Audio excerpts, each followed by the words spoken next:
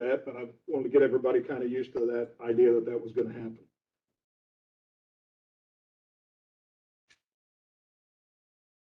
So the time being 9 a.m., I will call this meeting to order. Commissioners Scarlett, Gresham, and Swift are under the weather, but are joining us electronically.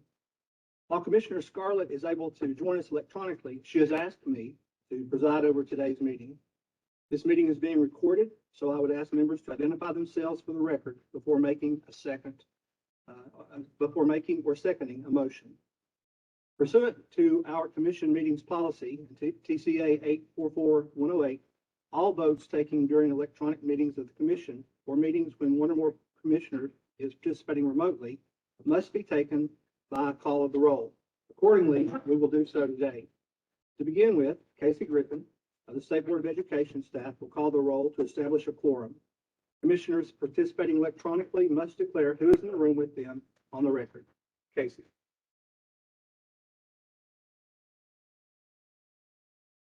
Commissioner Susan Burns, Commissioner Dixon, Present. Commissioner Gresham,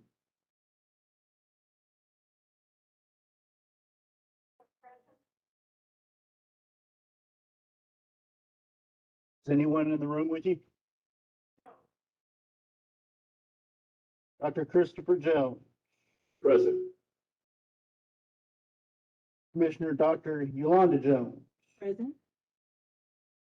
Commissioner Rothermel, Present.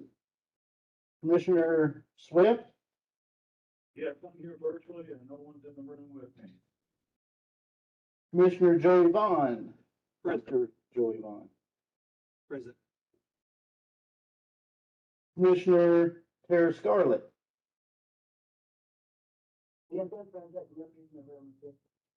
Thank you, Chairman. Mr. Chairman, you have 8 members present, 3 are virtual. Thank you. We have a quorum and we are duly convened. At this time, I will move that the recordings of this and all previous meetings shall constitute the minutes thereof. Is there a second? Mr. Rothermel, second. Mr. Griffin, please call the roll.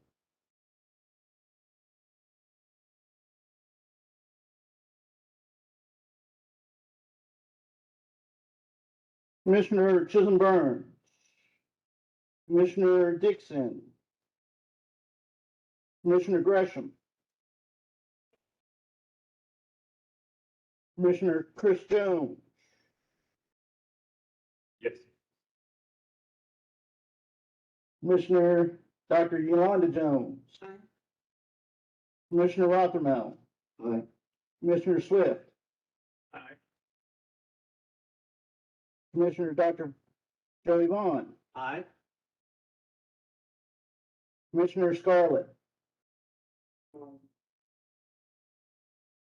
Mr. Chairman, you have 8 members. You have 8 ayes. Thank you. To facilitate the conversations in a less formal fashion, I move that the commission dissolve itself into a committee of the whole for the purposes of conducting a commission workshop in accordance with our commission meetings policy. Is there a second? Second. Jones. Seconded by Ms. Jones. Mr. Griffin, please call the roll.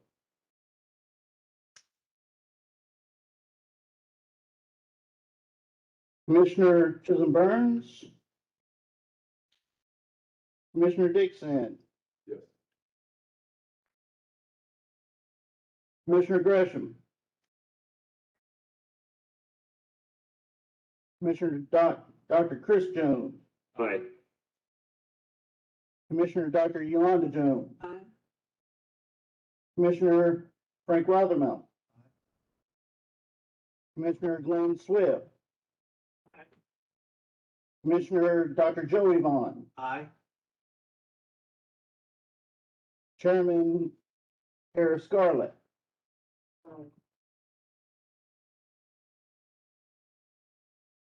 Mr. Chairman, you have 8 ayes. Thank you.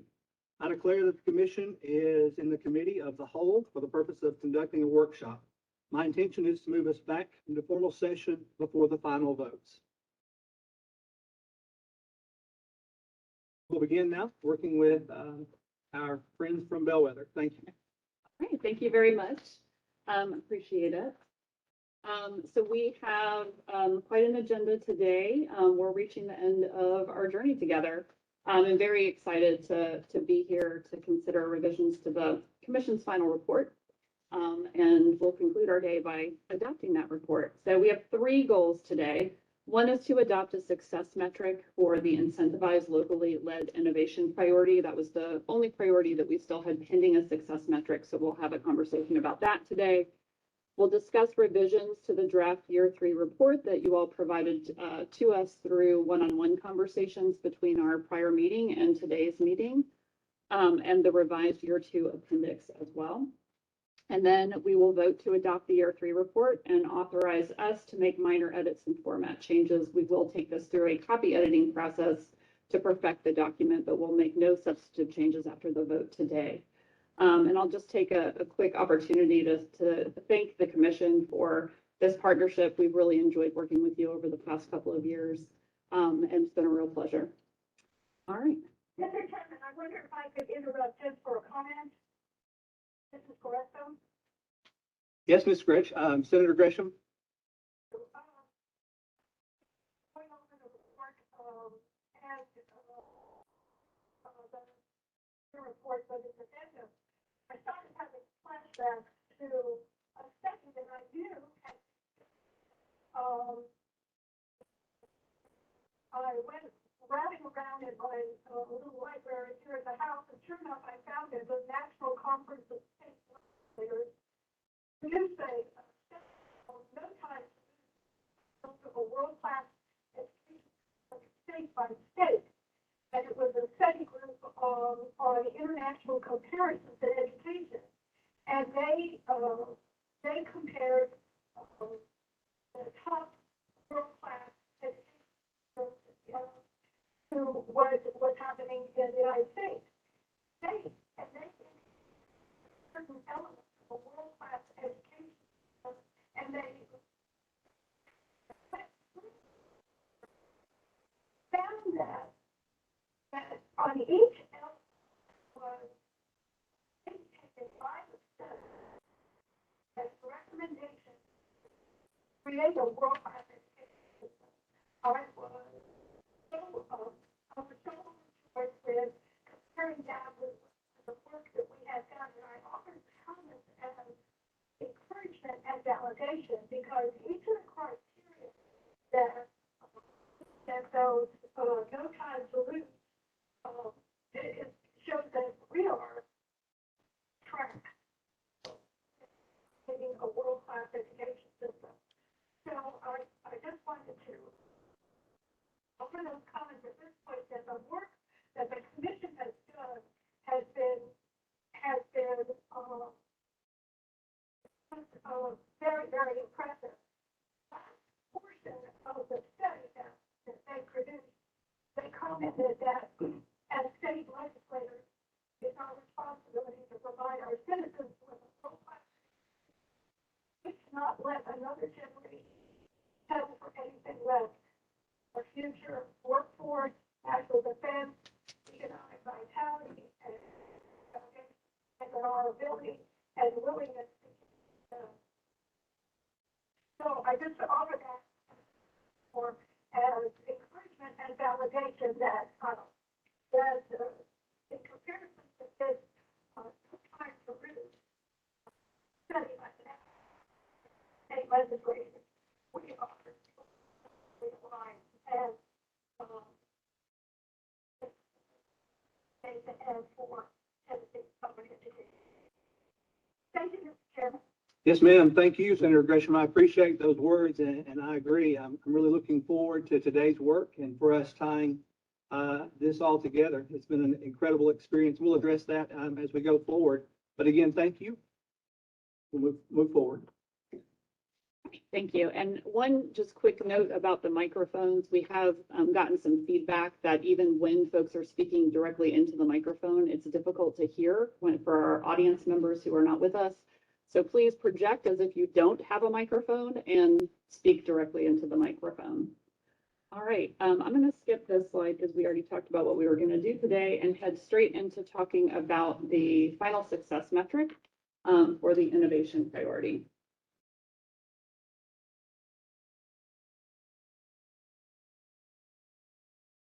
All right, so just as a reminder, we left our April 29th meeting with near final success metrics for 8 of the commission's 9 priorities. That's kind of how we've organized the 82, 83 recommendations that you all have made. We will consider some feedback on some of the previously adopted draft metrics based on one-on-one conversations that we've had with you since that meeting later on today, but we're going to focus first on the new metric that we need to adopt for the Innovate priority. So just as a reminder, the success metrics are meant to describe what success will look like based on the commission's vision. And that suggests that they should be focused on outcomes whenever we can, that we should not have too many of them, that they should be measurable and they should be ambitious and attainable. So as we think about our options here for this Innovate priority, I'd ask you to keep those criteria in mind.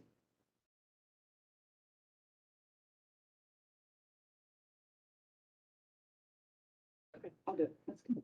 Okay, so we have a few different types of metrics for the innovation priority.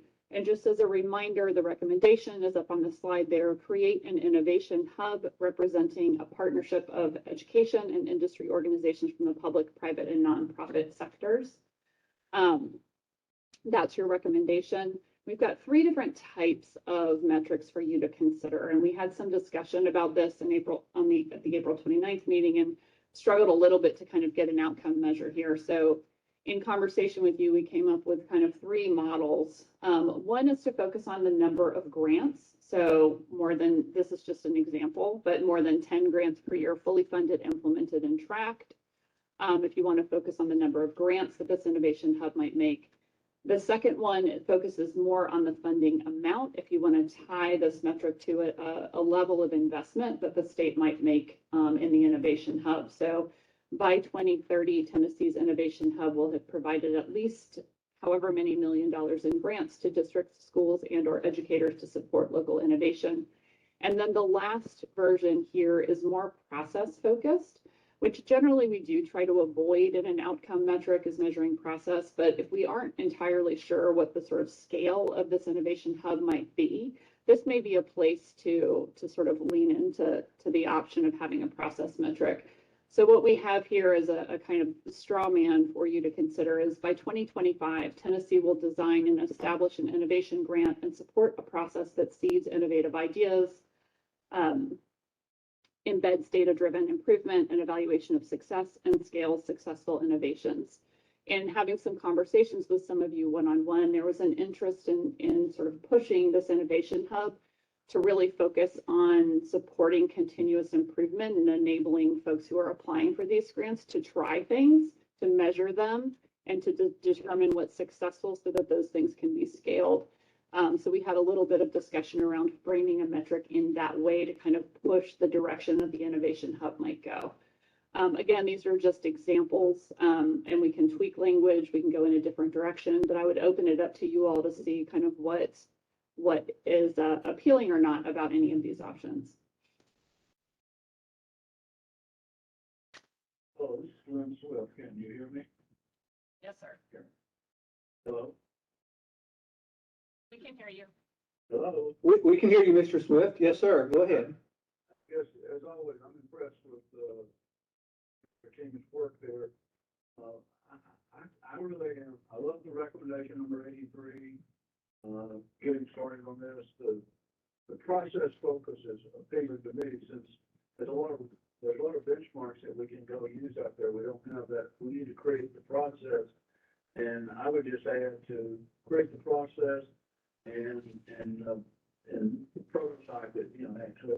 And then, well, actually, I would hope we wouldn't have to wait till 2025. It seems to me we ought to be able to get some things done in 2023, 24, and have some real tangible results of what we're trying to do there. So I like the process focus. I think it lines up well with recommendation 83.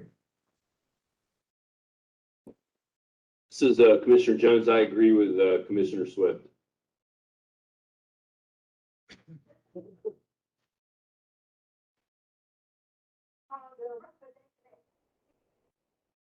I recognize, Yes, ma'am. I have.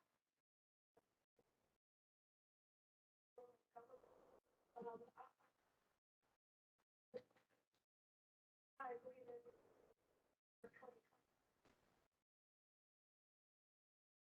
by OREA, which is already existed, that they have there that are just brilliant. And I think that they could do that without us having the board of independent. And then, OREA could then research and design this process to be at the Department of Ed. So that would be my suggestion at this point. Thank you, Mr. Chairman. Are there any other comments here? Yes, yes, Commissioner Scarlett? So my push on this has to do with the essence of what our original conversation was. It has to do a lot to continuous improvement. And I think that in talking with Department of Ed and also TDEC and a lot of others, you find there are innovations that are happening. The innovations are, in many cases, well funded, but not necessarily, the funds aren't necessarily used. And it's also not something that we are, it seems more difficult than continuous. I think the process focused, although I'm not a process focused subject for a variety of reasons, it seems to make no sense. Just pushing on the continuous piece rather than just physical, because if we're difficult, we continue to go down the same path. It's been on for a while. With a continuous improvement push, there's a constant drumbeat, there's a constant rhythm, and there's a cultural shift. So we're talking about a recommendation and innovation hub. I don't see that, Commissioner Gresham as a separate entity or growing government. I feel like we should not be growing government. I feel like it should be an entity inside of K-12 and higher ed that is continuously innovating. And I think that many of us say that we are continuously innovating. I would say we just don't have a consistent process and it's not getting. Okay, thank you. I want to go back and revisit just for a minute Commissioner Gresham's statement. I need a little clarification. Are you looking at proposing a change to the recommendation itself, Commissioner Gresham? Are you looking at a change to the recommendation? Is there a specific change you would like us to look at with that?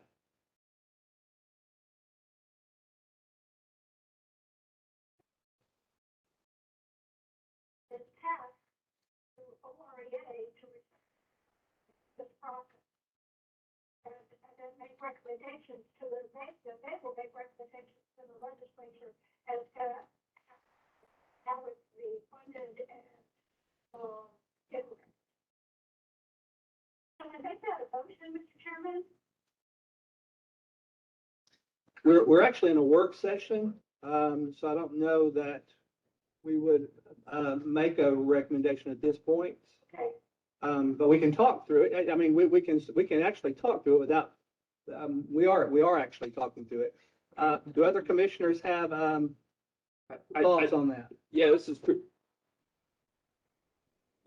Commissioner Gresham. This is Chris Jones. I appreciate your comment. I think when I look at recommendation 83, unless I'm misinterpreting what Commissioner Gresham is saying, it's that I don't know that it needs to have this independent agency will have authority and accountability. It could be that there is an agency and we could ultimately let OREA or THEC, or I'm not sure what the proper body would be to assign that agency, but I don't know that, what we want is to create an innovation hub. That's our goal.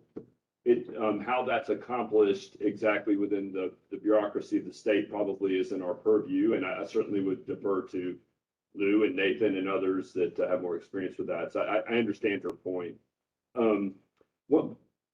Getting back more to the idea of the three types of innovation priorities, either that being grant-based, funding-based, or process-focused, what I struggled with this grant was how do we get the message out to the districts that there's money available, and how do we encourage the teachers to apply for grants? And, you know, there are models within both government and private entities.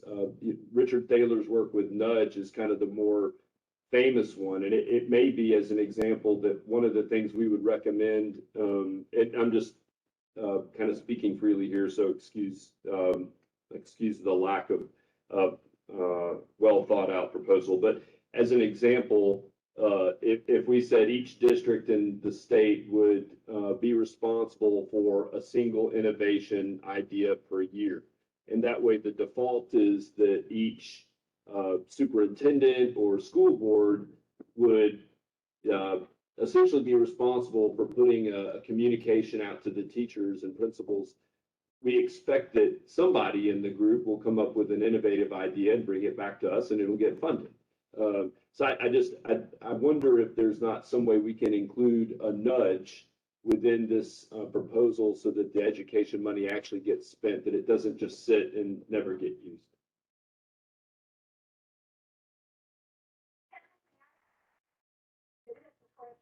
Yes, ma'am.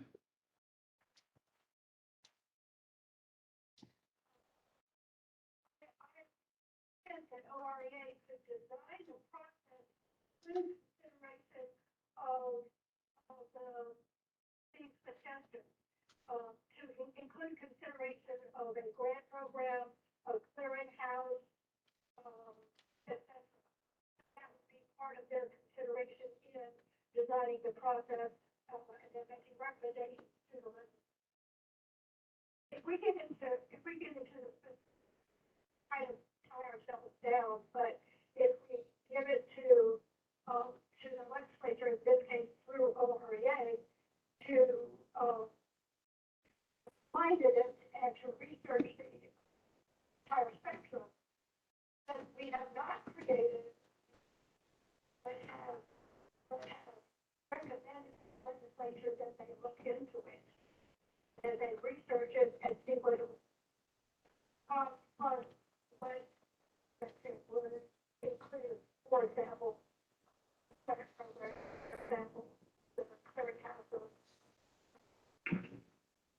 Thank you, Mr. Chairman. This is Glenn Swift. Let me try to articulate a concern I have. There's, as I understand, money is available for grants today that's going unused. So as we design, we kind of have an idea of what we'd like to get. We just don't know how to get there. That's the reason I'm interested in the process.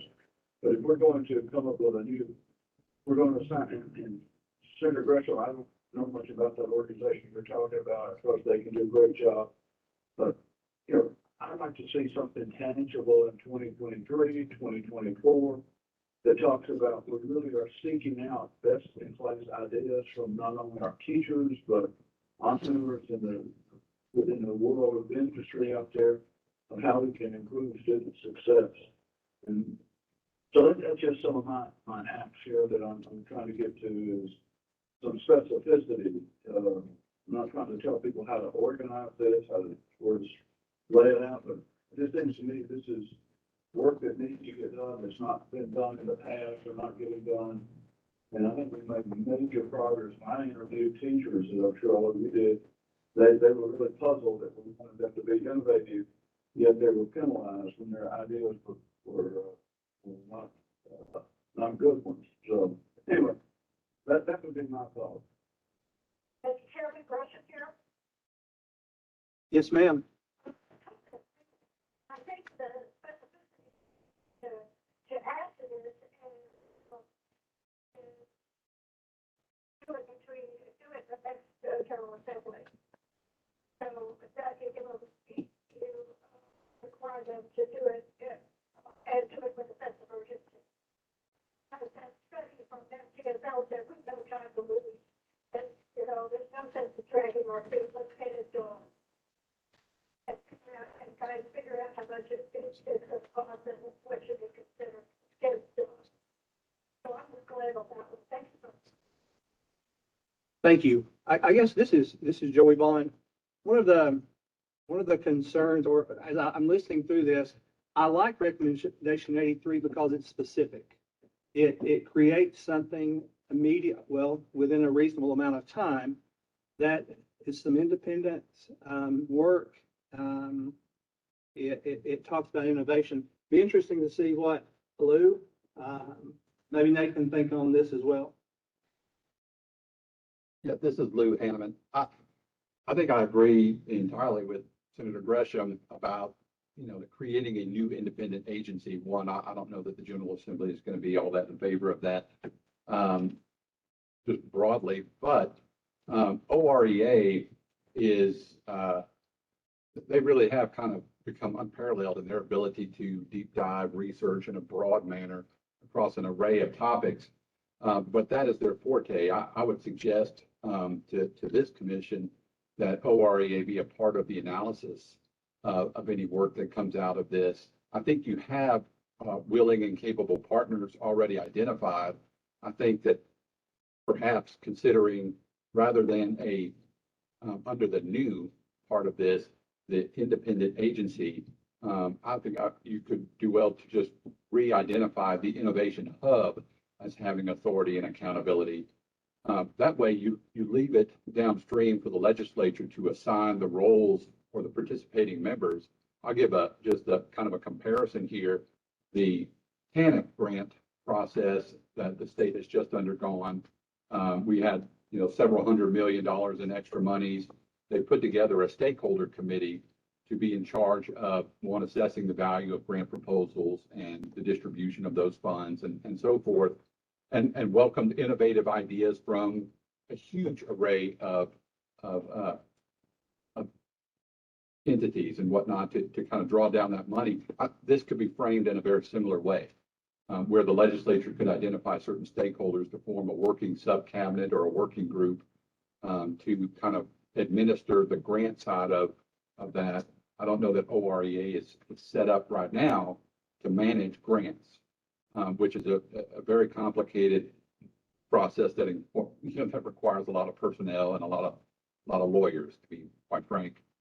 So that would be my thoughts, that OREA be a part of the accountability because that's their wheelhouse, and that the management of the grants and the value for education, for labor, for workforce development, you pull in those stakeholders into kind of a working subgroup.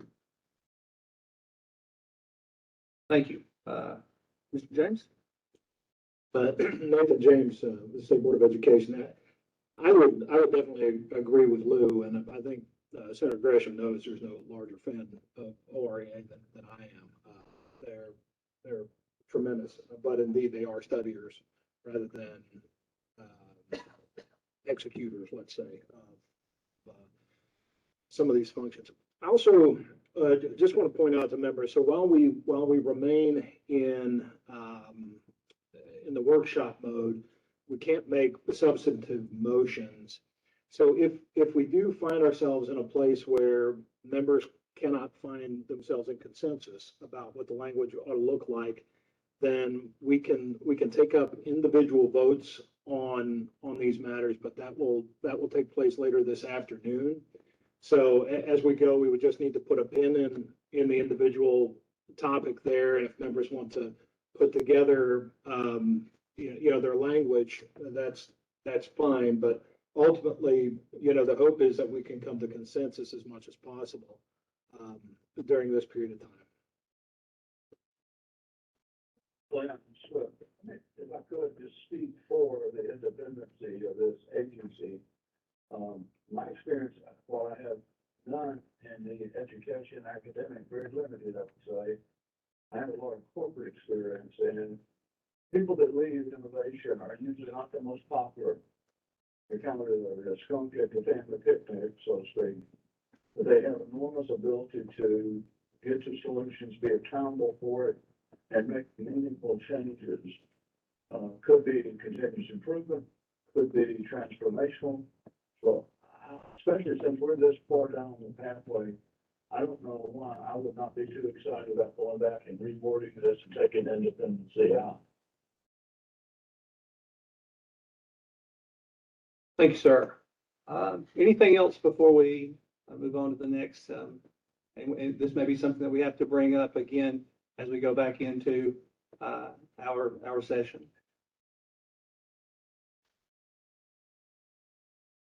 This is Glenn again. Why can't we get to a conclusion here? The question was, we got three opportunities, three potential types. Could we get some alignment around process focus? And that we go and maybe put some specifics in there about what we want to get done by 2023 for the, I like Senator Gressman's idea about having something ready for the legislature in 2023 that they can get their teeth around. But we're going to go establish this prototype of this what a center would look like, what work they would do. We have to form a leader. We need who's the leader going to make this happen? Who's going to go implement our ideas here?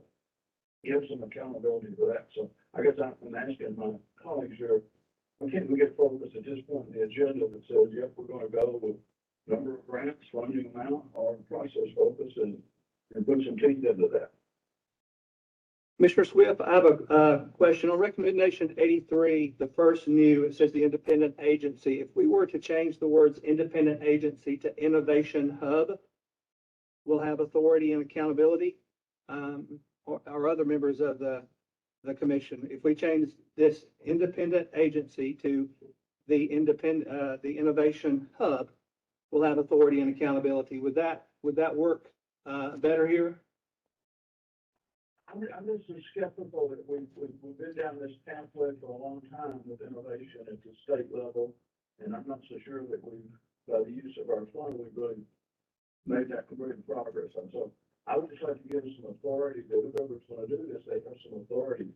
Maybe the words independent are troubling to a lot of seasoned people, but this agency will have the authority, will be fine. But, you know, what is this, the legislature to grant certain authorities to this agency, that I would be okay with that. I just want to put some, they're not going to go do something with this. So how about independent innovation hub?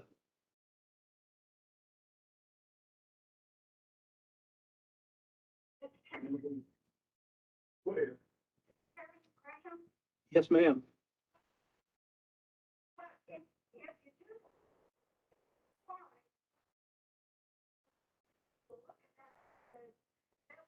Well, let's see what this means.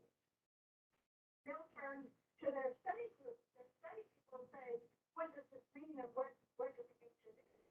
So we need to understand the research exactly what it is that we want to have done in terms of consideration of grants and all that kind of thing.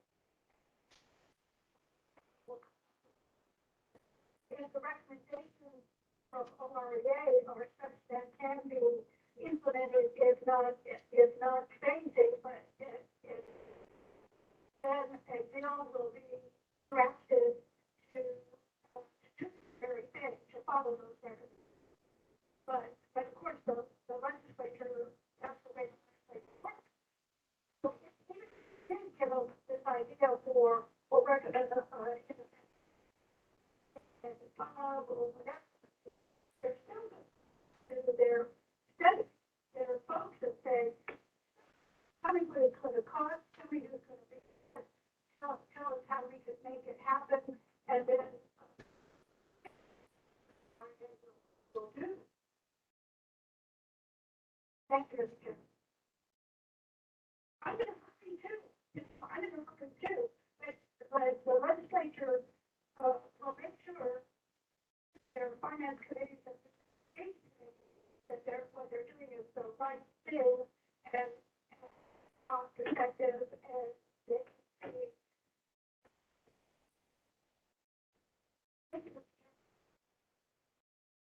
Anyone else?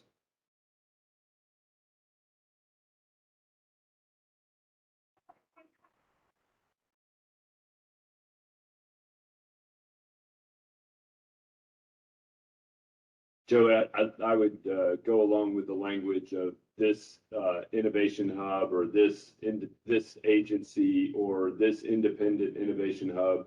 But I think leaving it more general gives more flexibility for OREA to make a final recommendation about how to implement at the state level. Thank you. I would think that, whatever our language is, that as Senator Gresham has stated, that the legislature would take that and they would make the decision on where to go from it. What our language is our recommendation, and that would be them that would take it and decide to put it in OREA or where. So I think that we're in a good place there. I agree. I think, Commissioner Gresham's recommendation for OREA to establish the appropriate process recommendation for legislation, probably take some of the specifics off of us, but really keep the essence of the recommendation in place.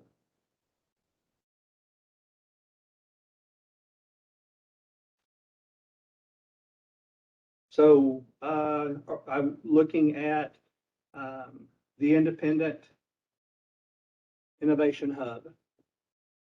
And we'll put that, when we go to the final, we will look at that again if we need to. So, all right, anything else on this section? We'll turn it back over to y'all. I think we have general agreement on the metric, that we're going to go with the process focus metric. And I did hear some questions about the timeline. And I think on 2025, my push here would be that if the 23 legislature is considering enacting this recommendation, we do need to give opportunity to actually establish and get the thing running. So that by 2025 is the metric is framed that the program will be up and running by 2025. So if the legislature adopts this recommendation next session, then they would begin the work of establishing the innovation hub and getting it launched. And I think 2025 is probably the most aggressive timeline that could be reasonable. Mr. Chairman, this is Nathan James. I'd say that as well. So the OREA is part of the Office of the Comptroller of the Treasury, and they work on specific requests from the General Assembly. So whereas like we made some specific recommendations in the year 2 report, for example, those that have involved OREA and found their way into law or specific requests from committee chairs to the OREA folks to take them up. So us putting this in this document will not by itself trigger them doing that. That'll have to be something that the Senate or the House of Representatives undertakes. So just in as much as you say 2025, I think that's probably right because they'd have to be directed to do it. So. Okay, so we'll move forward with the process focus metric when we get to the part of the meeting where we're actually adopting things, and we'll consider a change to the language in the recommendation per this discussion. So we will take that back up. And now we're going to transition to revisions to the report itself. So you have a few handouts in front of you to help you kind of follow along. We'll be toggling between slides and actually projecting the report language itself. We've printed for you versions of the year 3 report and the amended year 2 appendix, which includes the research base for the recommendations that are made in the year 3 report. Those include tracked changes from the version that you reviewed previously. So as we're going through, we can talk about those. We did have some additional feedback after we printed everything to the executive summary. We're going to talk about that first. But before we dig into that, I'm going to turn it over to Paul to talk a little bit about how the next couple sections of this conversation will be framed. As Jen said, we'll spend our time talking about individual revisions to year 3 report and revised year 2 appendix. We're going to break the conversation into 2 parts. We're going to talk first about substantive edits, and those are things that change the meaning of the text. They introduce a new idea or concept. They require additional content be added into the report or appendix, or the result in meaningful text being cut. We're going to spend the majority of our time, I think, discussing those edits, and then we'll spend a little less time talking about non-substantive edits. And those are things like removing extraneous words, ensuring terms are used consistently across both documents, and correcting any factual inaccuracies. We'll kind of walk through the process for each of those two types of edits when we get to them. I want to note that we're going to make live edits to the document while we go through this process. So I'll be toggling between the slide deck, and then I'll pull up the report itself and make live changes and track changes. And then after the meeting, as Jen noted earlier, we will ask the commission to authorize us to professionally copy edit the bulk documents, to perfect them, to make sure everything's clean and aligned before everything's submitted to the General Assembly. Are there any questions or concerns about this process?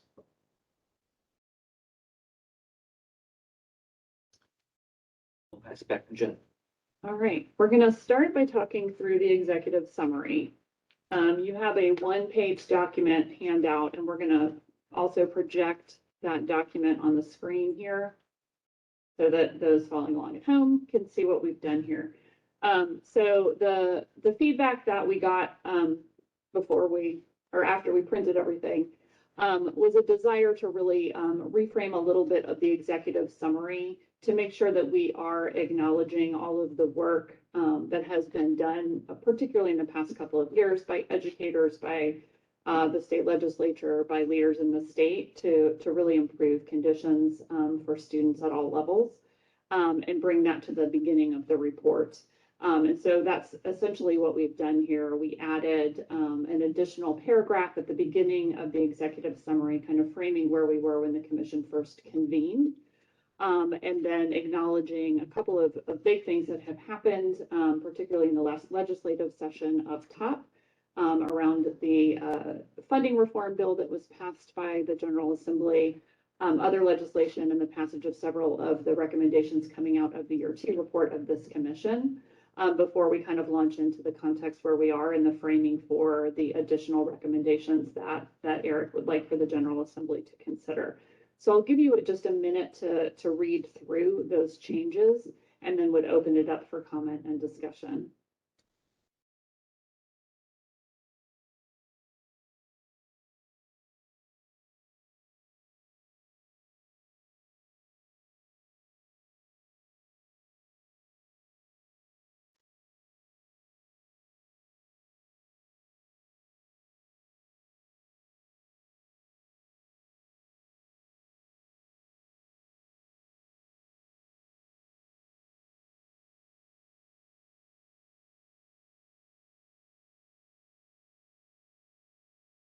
I'll begin a little bit here with, I appreciate the language that we are looking at changing.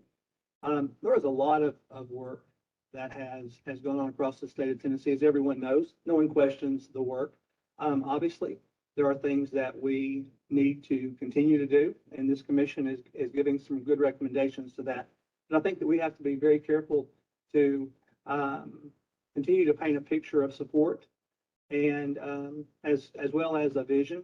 And I think that this change does a better job of showing that support and communicating that vision than what our original statement there did. So I appreciate the change.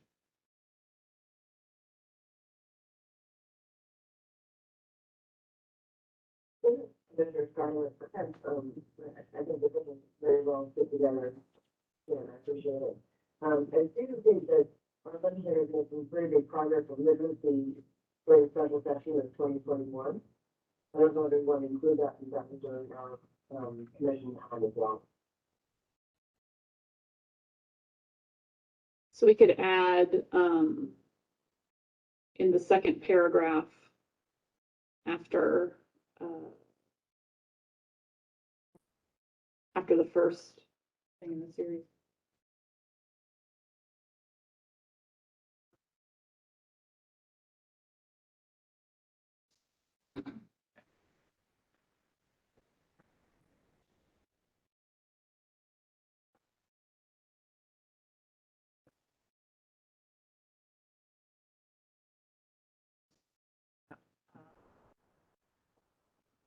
for the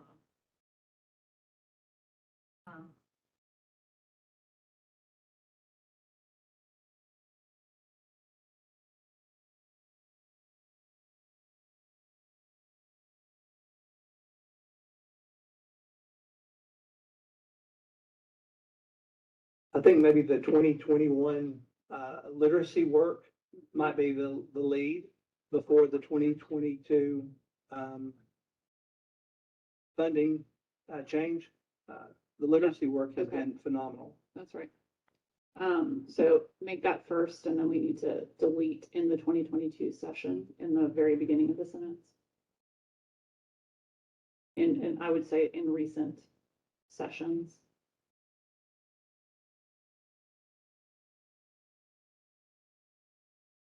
Including.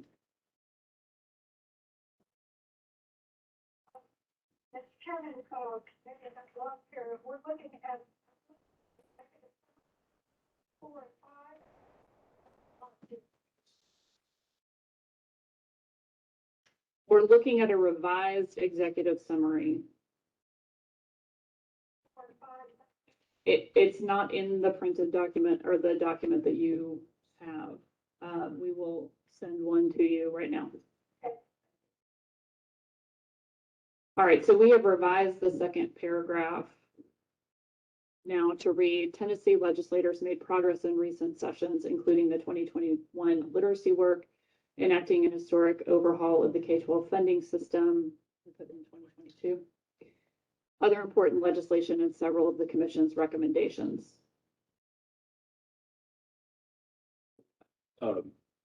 Maybe everybody else knows this information already, but can somebody please just give me a brief summary of what the overhaul of the K-12 funding system accomplished in terms of progress? I would. So this is Joey Vaughn. Basically, it will go into effect not this coming year, but the next year, and it is a student-based funding formula where every student will receive a base amount, and then based on needs and different qualifiers, they would receive additional money. The money actually goes to the district, and the district will decide how to allocate that money. So it's not necessarily if Joey Vaughn gets a base amount and has an IEP and is part of a special population, it's not geared to necessarily track that money toward Joey Vaughn, but toward the system as a whole. So, but it will not go into effect next year. It will go into effect the following year. And there's been a lot of work toward that. The record keeping will be substantial to make sure. For example, there are things for ACT. There are things for students in the 4th grade who did not meet the literacy benchmark that was set. So it's a pretty comprehensive set of changes.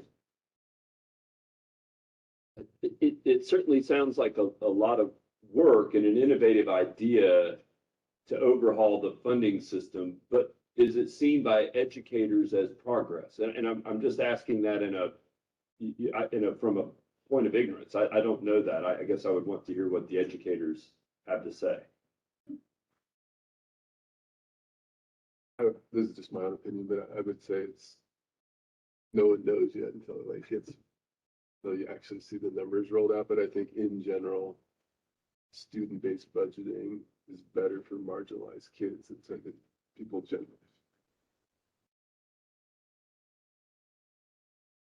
Perfect. Thank you. Mr. Jones, just one sort of, what I've observed back in Knoxville is that it's positive and it's getting good traction around. We set out going and get literacy where it needs to be.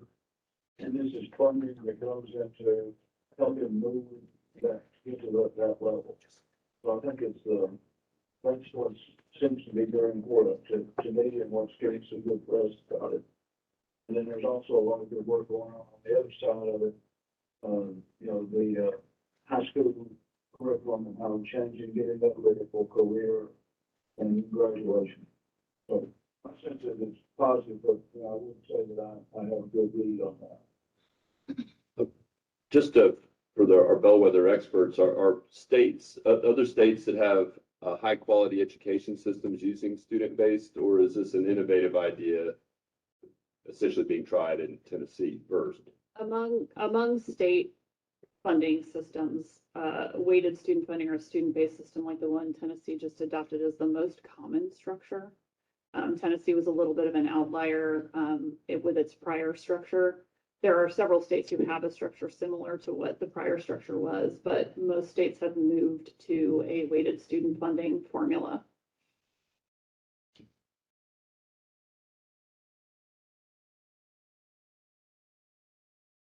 Nathan James here as well. I want to include a couple of things, Dr. Jones, in terms of your question about it. The legislature also put in a number of accountability processes in there that haven't existed before.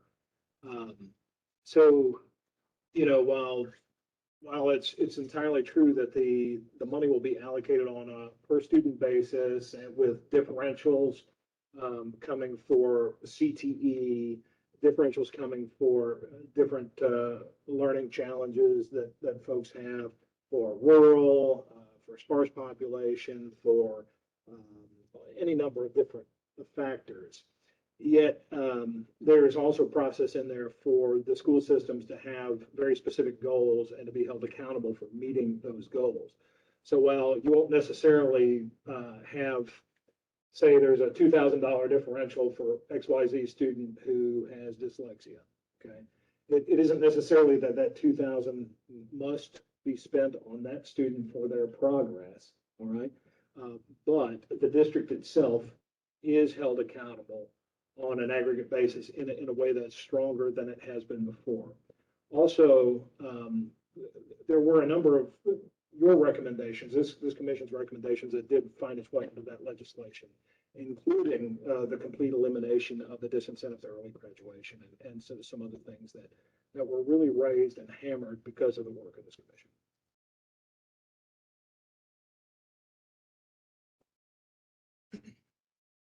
Right, so if we're comfortable with the changes to these first couple of paragraphs, we can move to the additional feedback that you all provided to us one-on-one.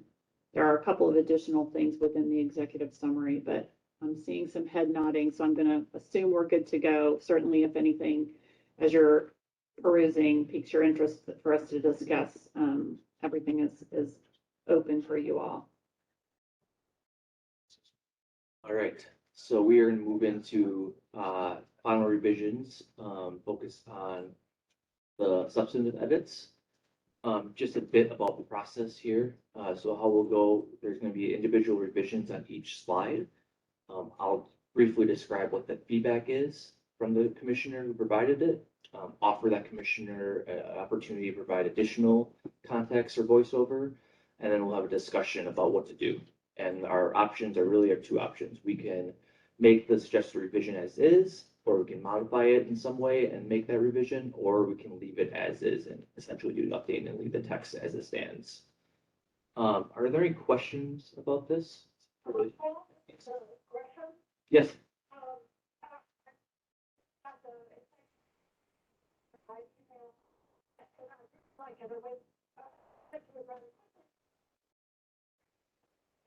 Great today.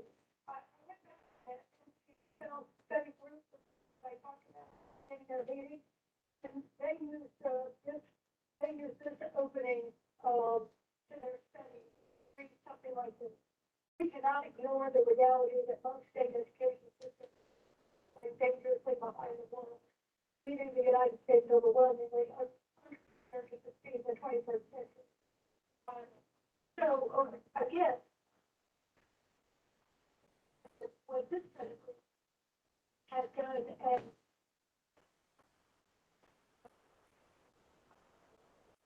entirely appropriate indication of the work that's been done and the urgency in work that has yet to be done. So I thought that was, I think you pretty well nailed it. Thank you. Great, and let us know if you have any additional feedback on the executive summary. And one additional piece about process here before we get into the revisions. Once we land on a decision, we will, if we end up making a revision, we will switch to Word. And I'll actually type that revision out for everyone. Lynn is going to be keeping track as best she can where we land on revision, and we'll read it out for us to make that change. Any other questions? Okay, and I'll also note the page number so you can follow along in the documents you have in front of you. But please just raise a question if you can't quite find where we're talking about, and everything's on the slide as well. So we're going to start with the executive summary. We can use that revised one that you all have now, which first, I see actually where it lands, not what paragraph, but it's in the beginning, somewhere in the executive summary, third paragraph. There's a hard truth that Tennessee leaders must grapple with. Most students in the state are not receiving an education that they need to thrive academically or meet the needs of employers, and so on. The word here that we're focusing on is most, and that is most accurate representation of the current state. For context, we have a few indicators that we pulled from the most recent data from Tennessee. The success rate for Tennessee students on their annual assessments measures the percentage of students that scored on track or mastered on annual state tests. In 2021, that percentage was 27.8%. We also have data from the Tennessee Ready Graduate Indicator, which indicates 40.5% of students were on track in that sense. Commissioner Chris Jones, do you have any additional voiceover? That settles it. Thank you. Okay. Anyone else have any additional comments here? Okay. Moving on to the later part of the executive summary. Again, on page 4 of the original document and towards the end of the revised executive summary you all have. The sentence in question here is the state's most marginalized students, including Black students, Hispanic students, economically disadvantaged students, English language learners, and students with disabilities experienced the worst outcomes prior to the pandemic and were hit hardest in its aftermath. The phrase here we're focusing on are Black students and Hispanic students. We have 2 pieces of feedback from Commissioner Dixon and Commissioner Chris Jones. And the revised revision or the feedback is that can we change this to students of color to be more representative of the populations across the states? Commissioner Dixon or Chris Jones, do you guys have any additional voiceover you'd like to hear?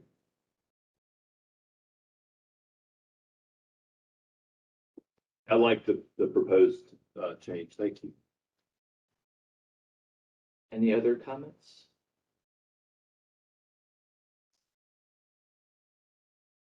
So I'm going to switch to Word quick and just make that change so we all can see it.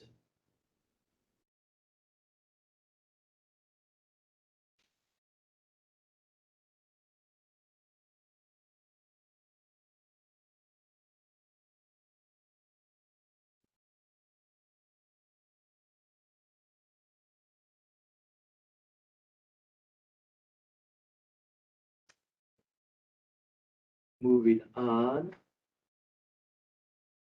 We're going to go to this page 5, which is how do you read and use this report? So you can actually go to the full report document that you have in front of you now. Commissioner Swift, this feedback comes from you.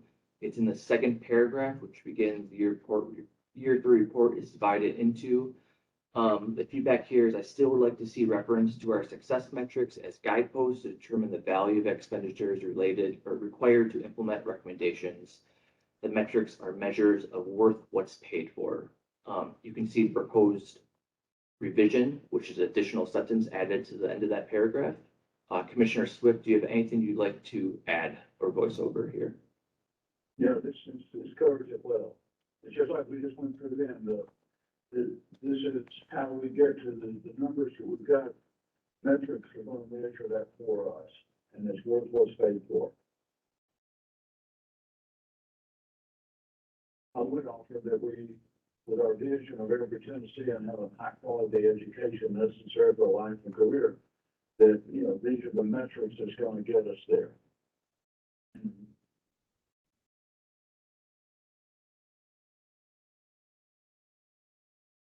could open up to the group. Is there any additional comments on this proposed additional sentence?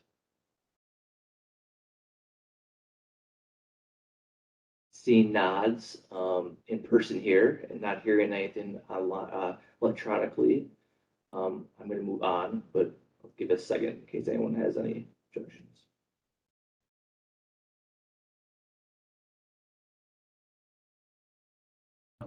Yes, I can toggle back. So go back and make that change.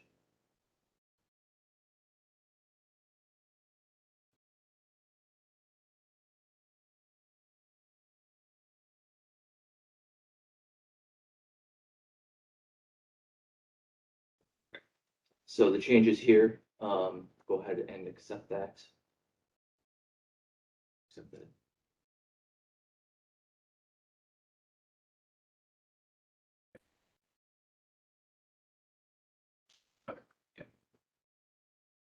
All right, moving on, still on slide 12 here, still in the how to read and use this report. The next three revisions come from Senator Gresham, and they're all very related. They appear in different parts of the report.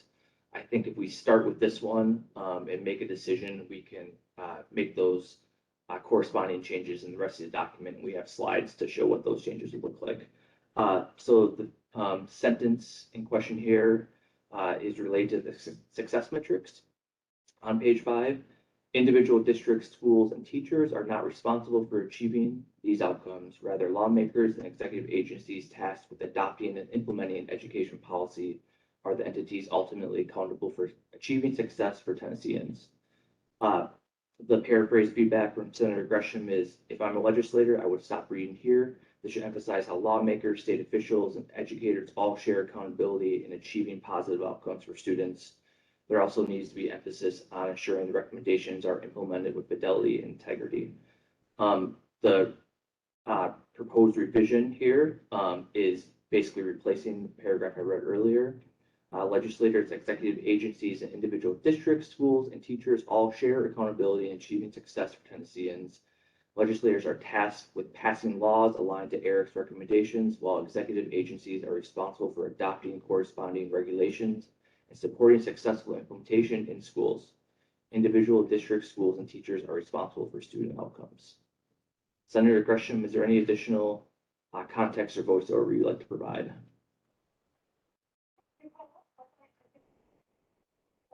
The,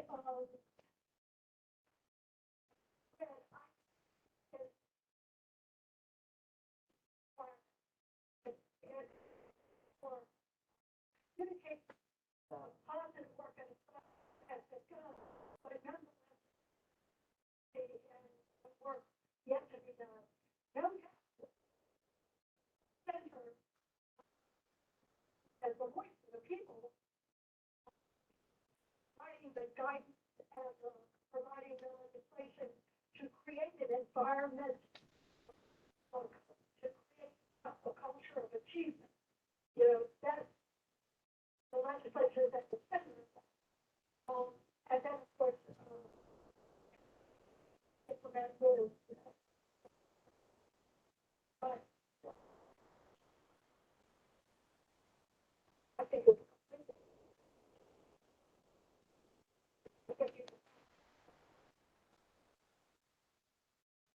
the feedback on the other two.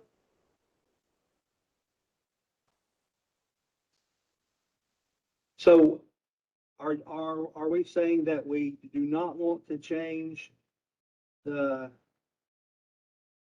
statement, that last sentence? Are we saying we don't want to change it? I like the way your edit reads. One thing that I do think that may need to be included here is families.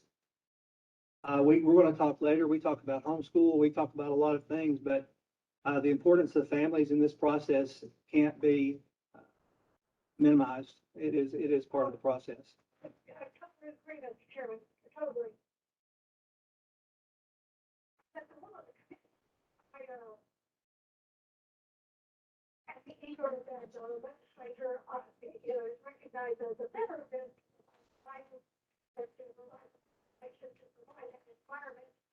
for success in our public education system. So, and then of course, like I said before, the executive agency responsibility to implement that guidance with fidelity and integrity. But and even if the Department of Education creates rules and regulations to implement it, there's still oversight.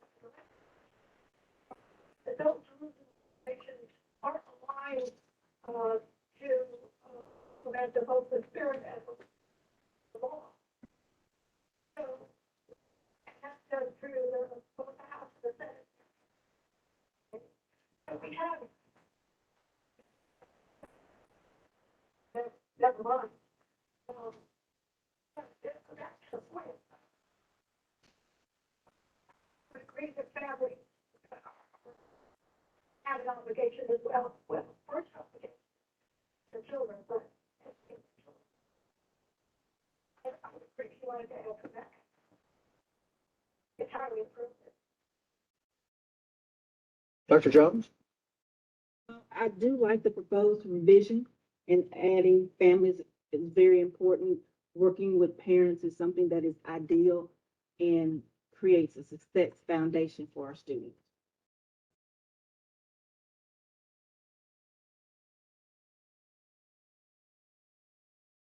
Do you have so are we wanting to incorporate, language referring to families in this piece here? And, okay. I Do you have a really like, suggestion? I really like Commissioner Gresham's proposed revision and simply adding legislators, executive agencies, individual school districts, schools, teachers, and families. That's easy enough. And then at the bottom as well. I agree, and I'm glad Commissioner Gresham caught that. Yeah, I think it was a good pickup. Okay, are we all solid on this revision? Okay. Go ahead and make this one quick, and then we can talk about the other two.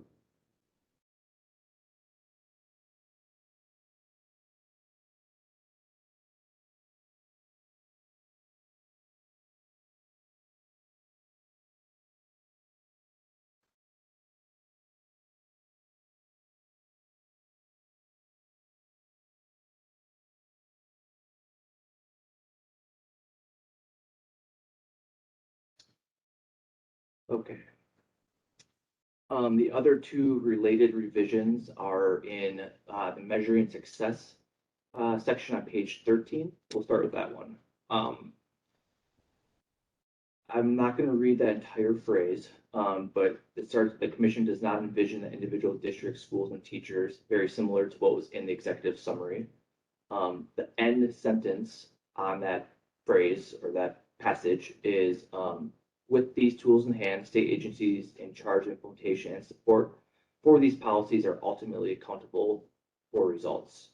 The feedback from Senator Gresham here is work in shared accountability across the sector. And the proposed revision is the commission does not envision individual district schools and teachers can achieve success on each of these metrics by themselves.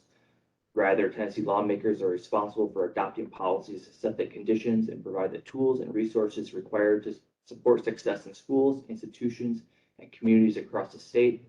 With these tools in hand, state agencies must implement these policies with fidelity and integrity. Senator Gresham, is there anything you'd like to add here?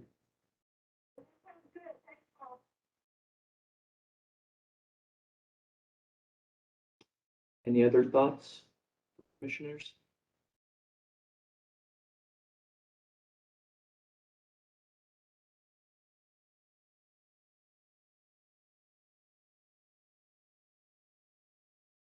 Hearing no objections, I'll go ahead and make that change. Bear with me for a second.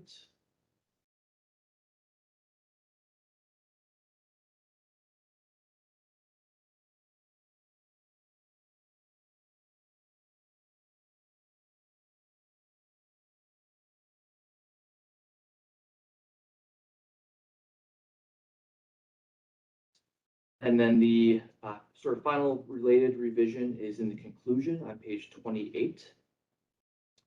the passage where, however, they must not result in until the commission's vision is fully realized.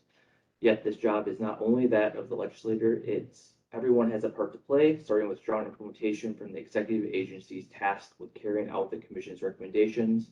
Same type of feedback from Senator Gresham, clarify, strengthen everyone regarding shared accountability. So that passage has been revised, proposed revision is fully realized. Everyone shares accountability for achieving success for Tennesseans, starting with strong implementation from the executive agencies tasked with carrying out the commission's recommendations.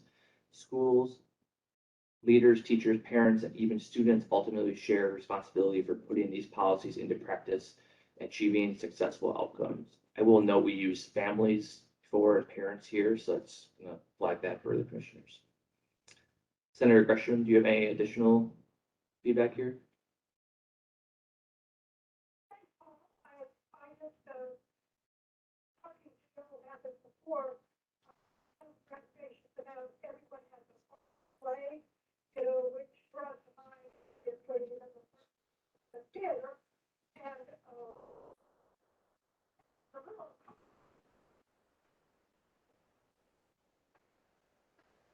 the part to play, everyone has an obligation.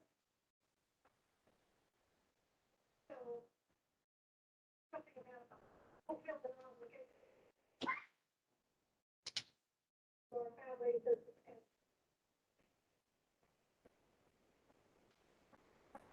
we all have an obligation and are accountable. So, I think part to play and, that can be a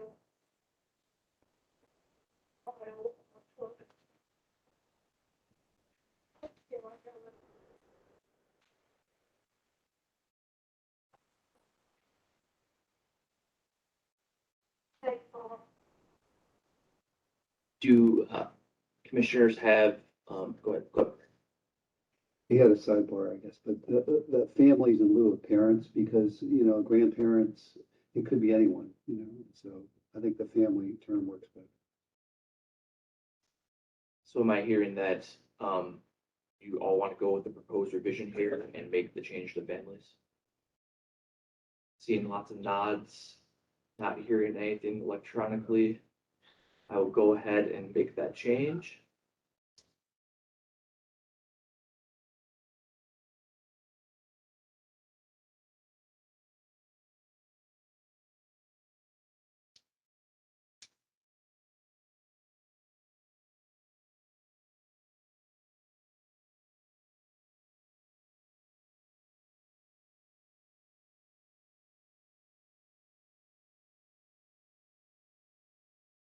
While we're making that change, I think that was the last one we were going to look at on this section. Is that correct? Let me check. Let me go back quick. There are a few more, but go ahead if you'd like. Well, on page 19, we talked about modernizing Tennessee's education system for the future. We have several new recommendations. One thing that I would like our commission to possibly consider, and Senator Gresham will probably know quite a bit about this. Tennessee has what's called an EESI. What is an energy efficient schools initiative, where schools can apply for low interest loans for energy efficient initiatives. School districts across the state are dealing with infrastructure issues.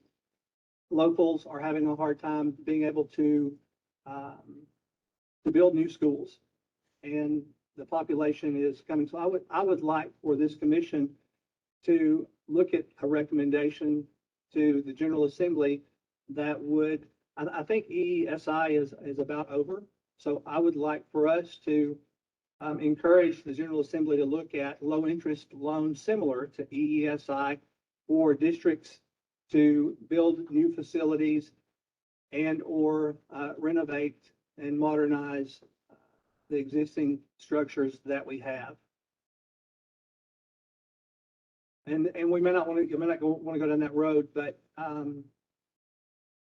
it is a growing problem. When you look at school facilities across the state, there are many, schools that are 100 years old. Commissioner. Commissioner Carpenter. I think that our mission as a, commission was very focused on the system, not the full outlay. And so my concern with adding in, although I totally get if our parcels are, 50 to 100 years old, to do this, whatever. There are going to be redone. I don't know exactly what our mission was set out with regards to identifying and accepting the physical structures. So I would like to hear David, Mr. James' perspective on it.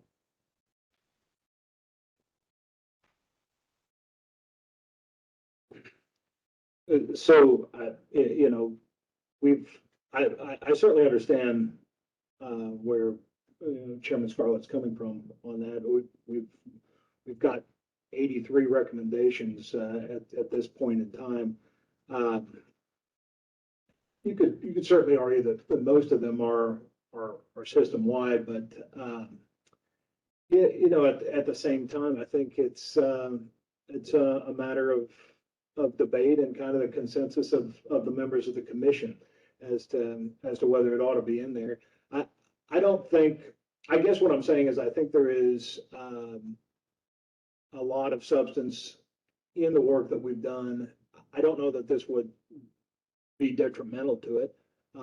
It just has to be a matter of preference. The other side of it is that a lot of the individual things that we've pushed on have acted as the catalyst to allow what would seem to be low-hanging fruit to be finally picked in a lot of ways in government. So this commission does provide kind of a oomph that is serves to connect dots that look like they ought to be pointing at each other, but just it hasn't been done yet by government. So, it doesn't disturb my sensibilities to think of that being another example of kind of pointing at something that would seem self-evident, but just hasn't materialized yet. But ultimately,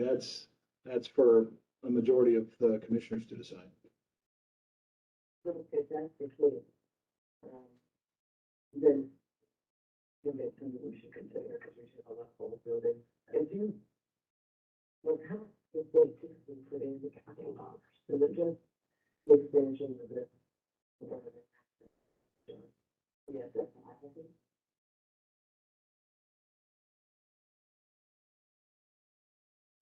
happening. I'm sorry, I had the worst time understanding what you just said. A little better, yes, ma'am. If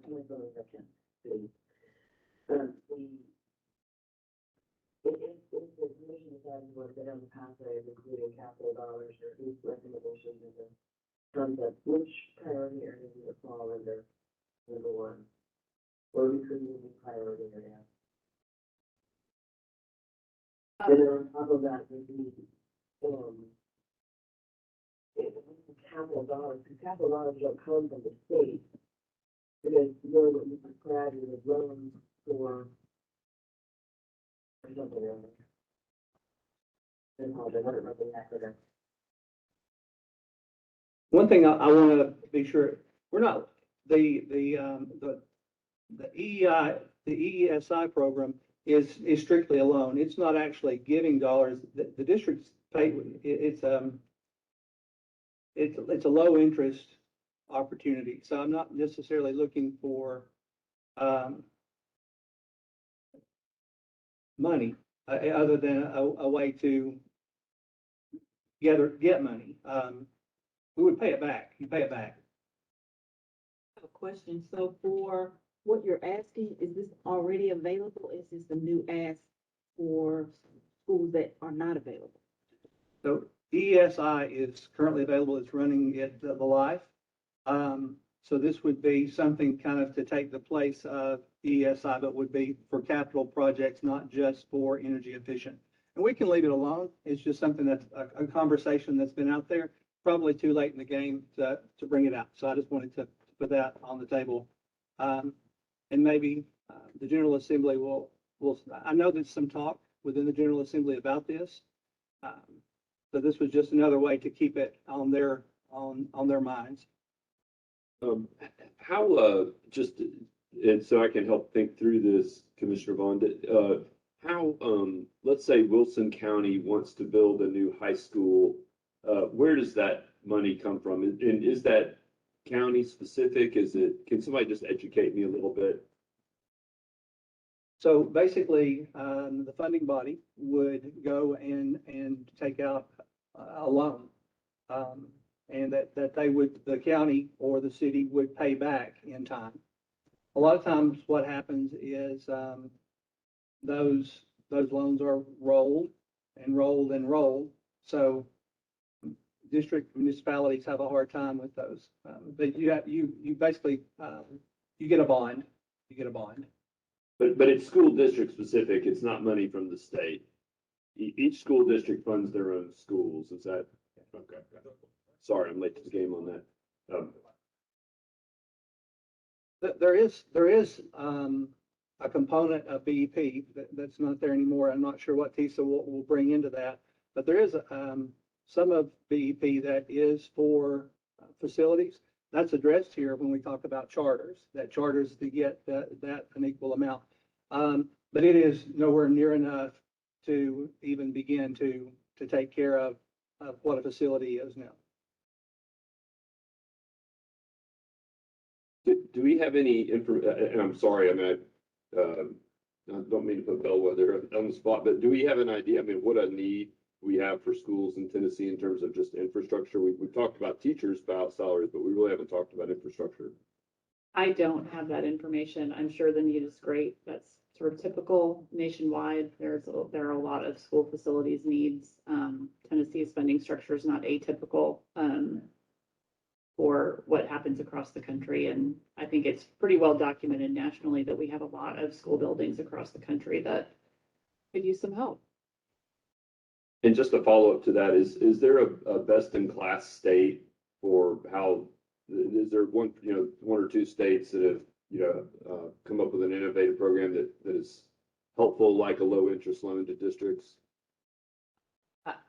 I'm going to shy away from leaning into the word innovative. I think there are different models out there. I think there are some states that provide more or less support.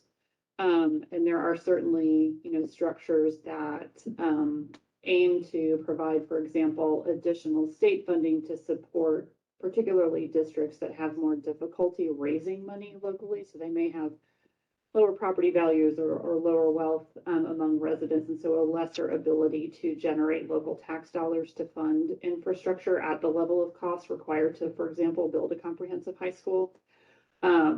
That is different than what Tennessee does, but Tennessee's funding structure is not atypical. But I wouldn't say there's strong examples out there of systems that are really high functioning.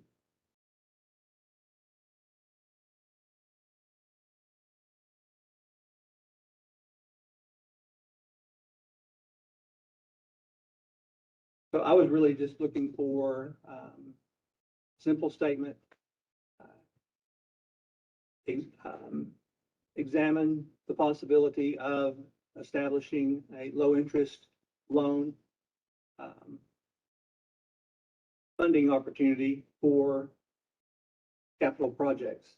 And like I say, when you look at, and I know we don't want to throw in, when we're talking about changing the scope of the work, if the facility is still in 1950, the innovation may be limited. This is Glenn Swift. Perhaps this is a topic that would be well covered in our innovation hub in the future.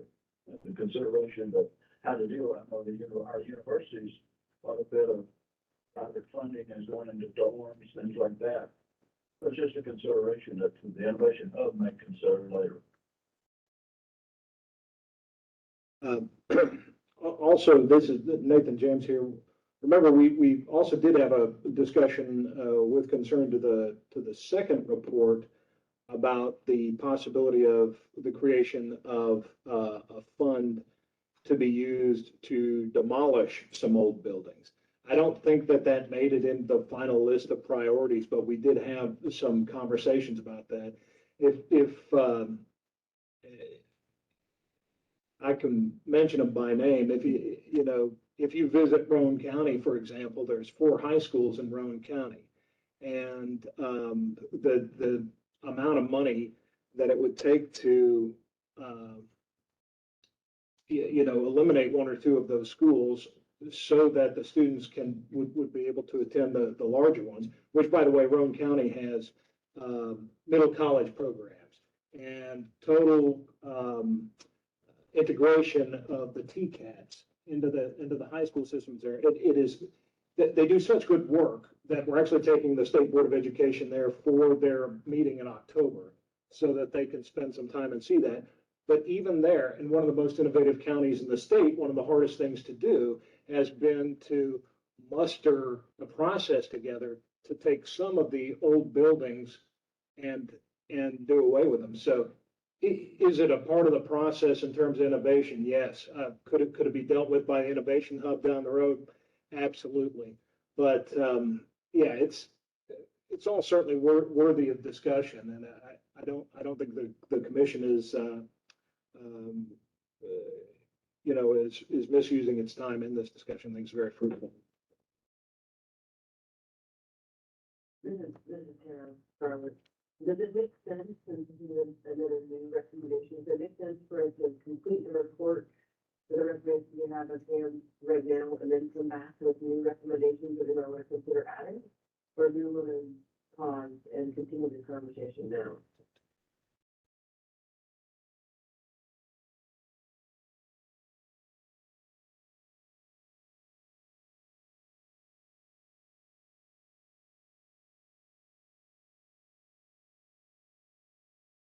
Seems like this is Glenn Swift, we have a pretty full slate of work to do. Why don't we get through what we got, and then if there's time possibly to go into this.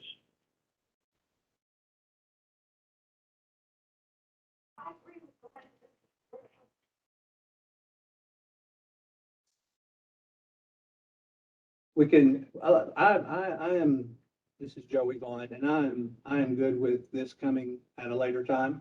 I just wanted to put it out there. For a 1,400 student high school in Tennessee 3 months ago, the cost was $72 million.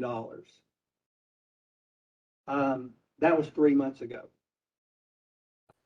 So it's something that somebody is going to have to address it, and we can address that at a later time. So I'm good with that. I just wanted to put it out there. Thank you. So what we can do is create a little bit of language, and when we get to the portion of the meeting where you are actually taking a vote, we can reconsider whether we want to add that language at that time, if that makes sense. I'm totally good with what Commissioner Swift was talking about, being part of the innovation and good. And that way it'll be respectful of everybody's time and work. So thank you. Okay, before we move on to the next revision, I just want to flag one from the previous revision. When we drop this passage into this paragraph, it strikes me that the sentence highlighted here might flow better if it appears at the end of the paragraph. I'll give you a second to read that quickly. I just want to alert you to that prior to us going to copy edit and having to come back to you with it all. For additional context, the first revised sentence ends with starting with strong implementation, and then you see the sentence starting after the highlighted piece without strong implementation. Those two sentences are connected in a certain way. So you good? I'm getting a thumbs up. All right, I will move it to the back.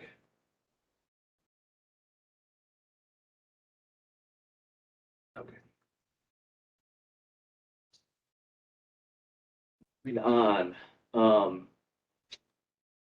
so this next revision comes from Commissioner Dixon, and it appears in the optimized capacity for flexible, high-quality school options priority area, which is on many pages, pages 8, 14, and 19 and 20. We have one success metric currently for that priority.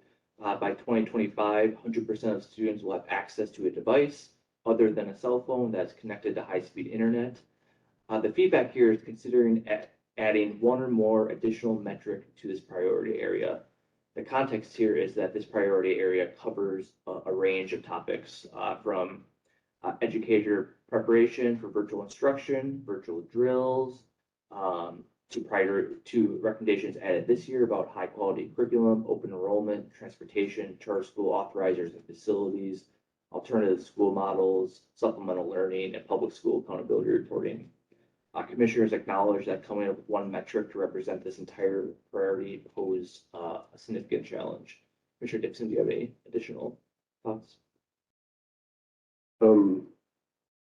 Yeah, I just thought it read funny when you read like what the category is, and then the one thing we're gonna shoot for is just to have devices for everyone. It reads funny when you read that. I didn't have strong feelings about what the thing would be that we would add, because I get that it's a complicated combination of things. But it just, when I missed that discussions when I was reading through this, and then I read that as the metric for that category. It just seemed very limited. I like this proposed one, just because of my personal opinion. Like, if you're gonna try to get high quality school options, the most important thing we need to do is the instructional core. And this goal like gets to the instructional core. So I think you could probably choose 10 different ones, but at least it feels a little more well-rounded than just the devices.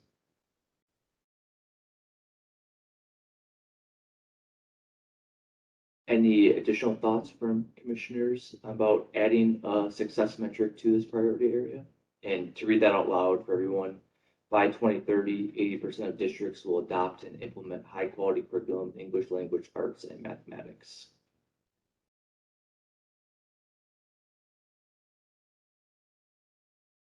One thumbs up, one nod. Another thumbs up. Not hearing anything on the phone. We will go ahead and add that metric. I'll do that now. Bear with me as I have to add it a few places here. High quality curriculum has a definition. Yes. Yes, there's a recommendation as well that stipulates kind of a different process around establishing, assessing, and providing information about what curriculum meets a standard.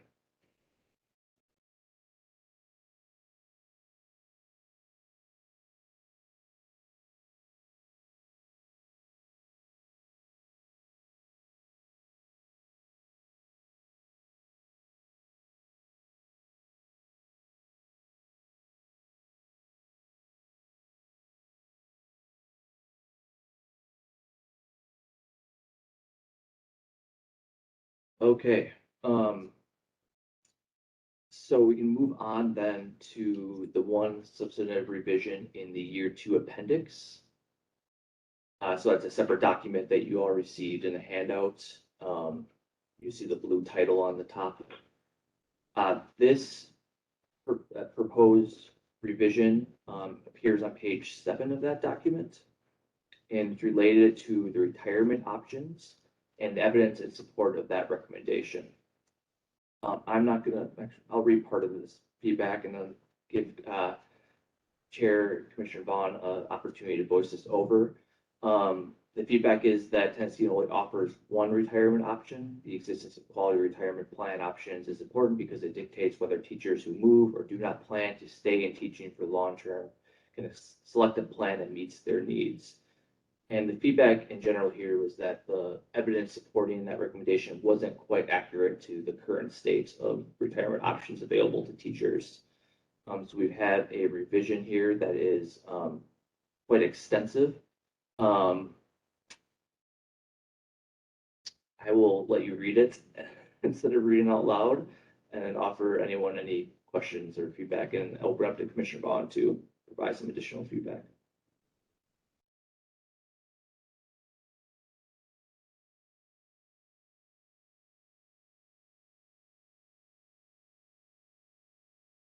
I don't think I said this. This is specific to recommendation number 24.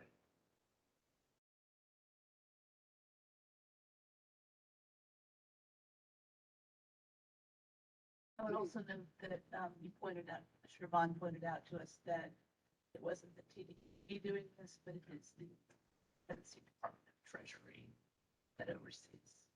This is Commissioner Scarlett. So are teachers under the second, the 401K, they're obviously have the portability that they need if they want to from later in the community. But with the Tennessee Department of Retirement system, it sounds like you can't, that's not portable, is that correct? Did I understand that correctly? It's a hybrid, yes, it's a hybrid plan that combines both characteristics of a defined benefit plan, so a traditional pension plan, and defined contribution plan, which is more like a 401k. And typically, defined benefit plans can't be portable, or else they can't be qualified plans. So you're correct. And what is the quote, retirement readiness education, what does that represent?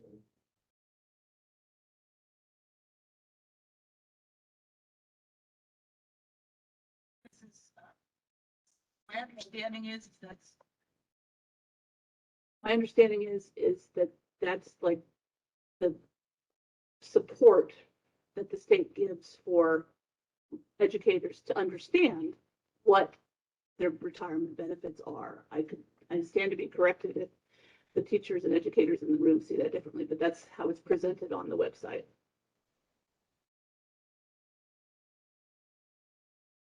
I would just like to add that, I do feel like the retirement options that Tennessee offers for educators is extremely strong. So I want to understand what the purpose of, are we trying to reiterate that, or what is the purpose of this? This is in the appendix, which provides the research base that supports the recommendations. You have a recommendation. Oh, can you pull up, or we get the language, the exact language of the recommendation. So this is background information essentially, that explains the recommendation. So you have a recommendation to increase alternatives for retirement options for educators, and then the prior information said that there was only one retirement option. That wasn't quite precise enough, so we clarified that in the research base to explain the hybrid plan. One thing on the feedback there, not sure about that. Tennessee Consolidated Retirement overseas, so that may be more accurate than the Department of Treasury, the Tennessee Consolidated Retirement. You may want to just think about that the legislature should require the creation of, and that's that, and not mention whether it's, TCRS, obviously it's TCRS. The recommendation doesn't direct anyone in particular to do a thing. This is just documentation of the current program that is in the appendix for reference. Oh, This is basically a footnote. Oh, yeah, so we're not saying the legislature should require TDOE. We are not doing that at all, no. This falls under factual inaccuracy type of edit.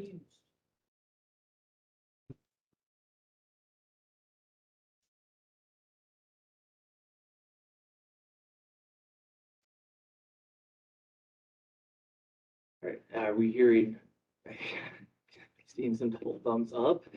We'll go ahead and replace then this passage with the edits made.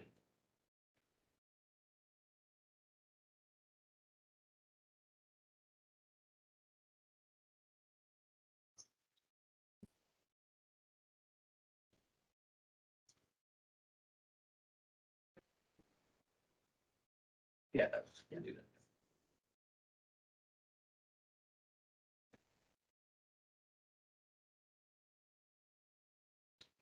So that's the last quote substantive edit. I think we have two options here. We can get through the non-substantive edits, which I think based on the conversation we just had with the other edits, will go fairly quickly, and then turn to making the modification to the innovation and priority recommendation and taking up Commissioner Devon's piece around what we just discussed.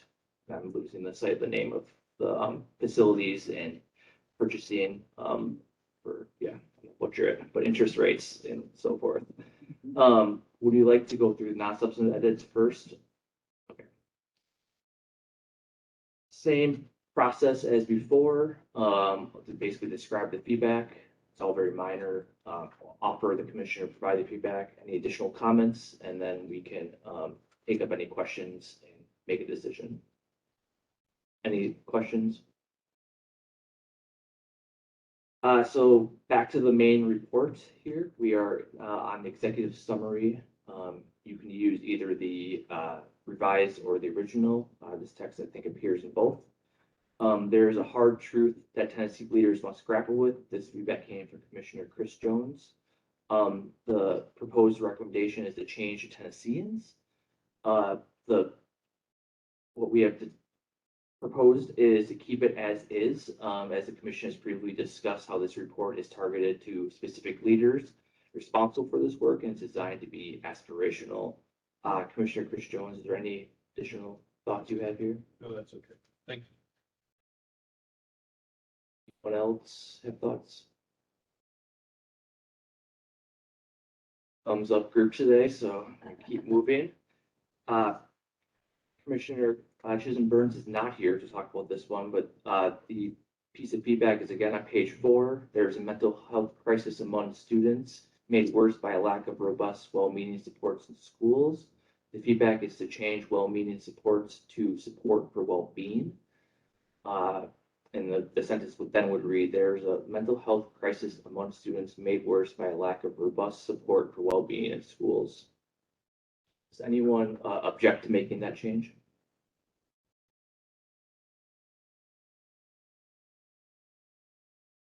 All right, this one's moving on. This comes from Chair Scarlett.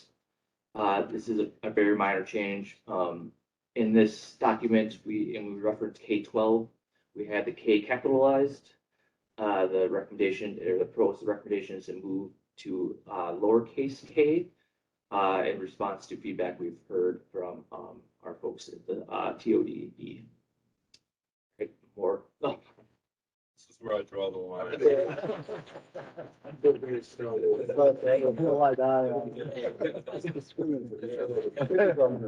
You gotta be here in person to make that one. Those poor kindergarten. Yeah, that's never thinking about it. It's little kids.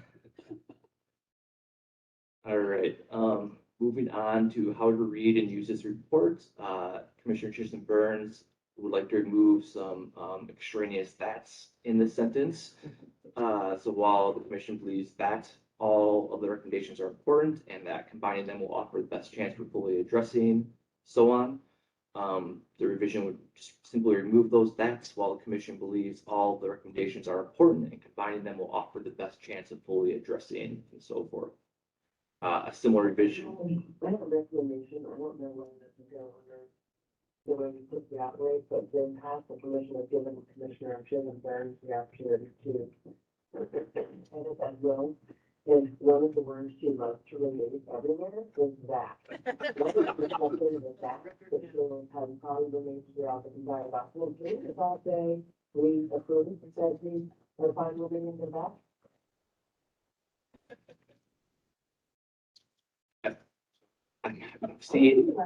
I see nods, I see thumbs up. So we will move past to the next revision, which is also in reference to that. It also removes a few extra words, so I guess it is worth reading. Finally, it is important to note that Commissioner Birds like that entire phrase removed, so it just simply reads, finally, the commission does not believe innovation should be prevented because promising practices, so on. Hearing no objection, I will move to the glossary. And this comes from several commissioners. On page 5, we reference a few quick notes. First, there's a glossary on page 30 of this report where key terms and acronyms are defined. We instead are going to revise that to note that and make reference to the fact that key terms are bolded the first time they appear in the report, so they'll be embedded in parentheses within that sentence. Hearing no objections, I'll keep moving. I'll keep moving unless someone, I think, alerts me that they are not thrilled with these changes. Moving on to a few different sections here, starting on page 6 and 16. This comes from Commissioner Chris Jones, Fund Tennessee's K-12 system and focus funding in the classroom on literacy and math initiatives, ensuring through rigorous external evaluation and public reporting that those dollars are resulting in significantly improved student literacy and math achievement. The question here is, does this indicate increased funding? The context here is that in the year 2 report, commissioners decided that fund meant fully funded, fully and adequately funded. Hearing no objections, I'll move to page 9 and 21 in reference to recommendation number 48. Commissioner Senator Gresham would like to add websites to the parentheses in that recommendation. So it would read in public accountability reporting, school report cards, websites, etc. Include additional contextual information related to school quality and success, including well-being, and so on. Hearing none.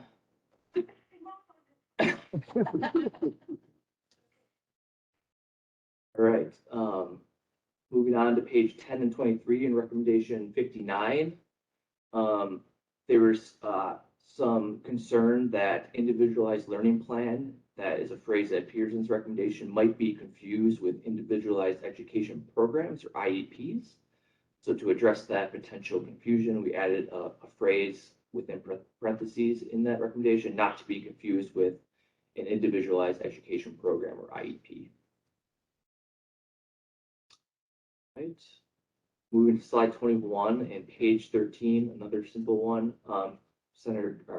Commissioner Chisholm Burns, the year 1 and 2 reports is revised to add year to 2, so it now reads the year 1 and year 2 reports. Hearing none, seeing none. I'm sure she's not an English major. Moving to page 13. This is related to actually some of the earlier substantive edits we had. The success metrics in the table below are designed to show legislators what can be achieved, what the commission believes can be achieved if its recommendations are adopted and implemented well, replacing well here with fidelity and integrity. Right. Finally, now we're on to the appendix. So switching documents. There's only, I think, 4 revisions here.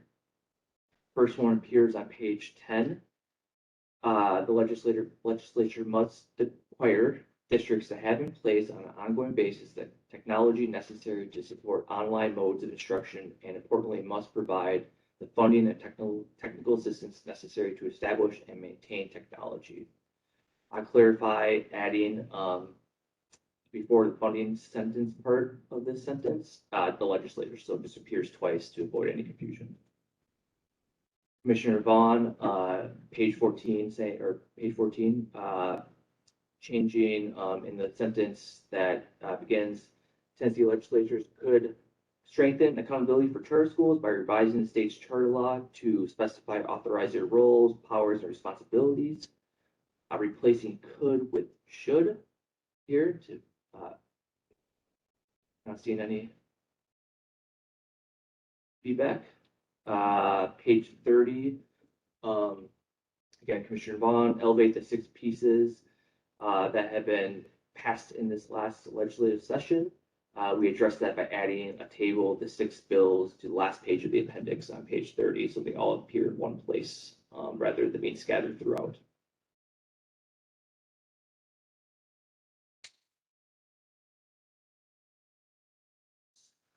And on to the last one, page 12. I read this quick. So, there, included within recommendation 36 is the recommendation to develop or convene a working group of teachers and practitioners and or experts. Commissioner Brown liked this language and would like to see it added elsewhere if applicable. Recommendation 47 on page 13 seemed like a good place to add another working group. So we added that to the end of the recommendation that's focused on supplemental learning options, again, on page 15, recommendation 47.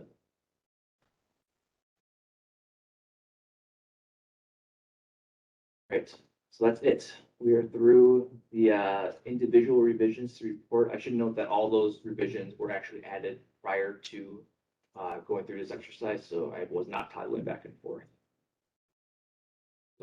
Paul, this is Glenn Swift, if I may, I missed it somewhere there. It looks like in the copies that I saw a few days ago, our vision, which is how we began this Eric journey, was creating a vision. Our vision has been dropped off the cover pages. Is that intentional, or is that something we need to go back and add? It's still in the executive summary. We did make it a bit more obvious in some of the revisions that we made, that are in the document that was emailed to you. So if you look at the fourth paragraph, we've isolated the vision there.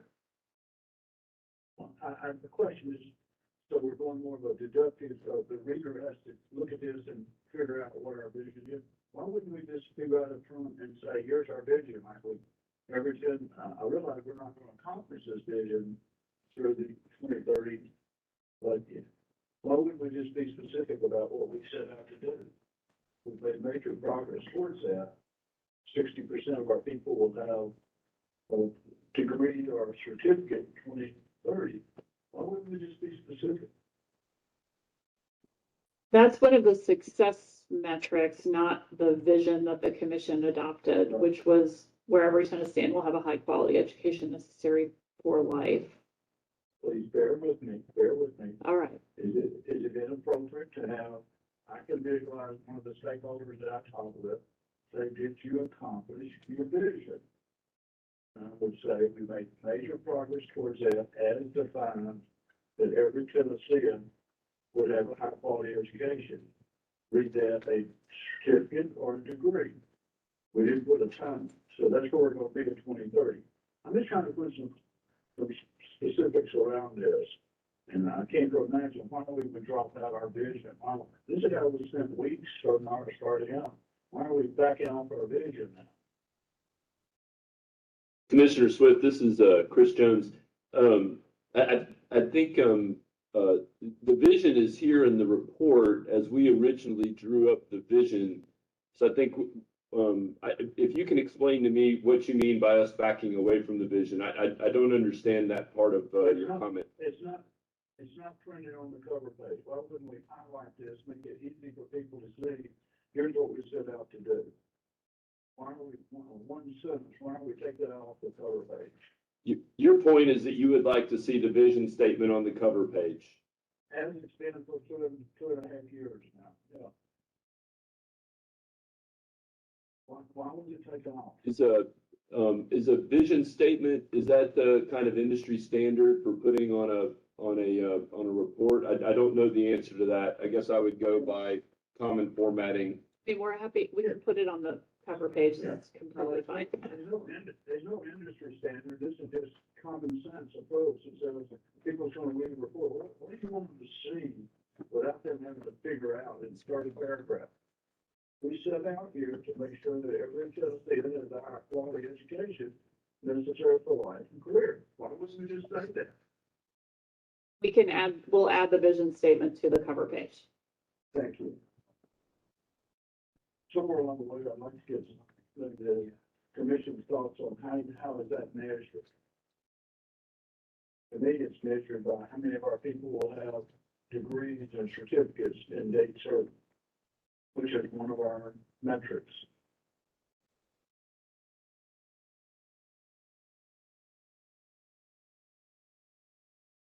That's it from Glenn now. I didn't make to be the skunk at the picnic here, but I just want to, I think we've made major progress. I'm very proud of you on this journey that you we're only gonna be 60% of our people will have the degrees or the certificates necessary for career in line. Thank you. We'll add that to the cover page and, we'll look. A lot of times when you look at a vision and mission, I'm not sure that you always measure a vision, but the outcomes would, that vision is ongoing. So if we stay at 60%, then our vision, we haven't been successful. So I appreciate those comments.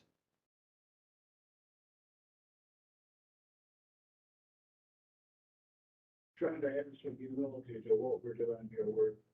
We've made progress. My late grandfather used to say, I think it's a common saying, some would travel a long way, but we're only halfway home. Seems to me that really is very apropos here.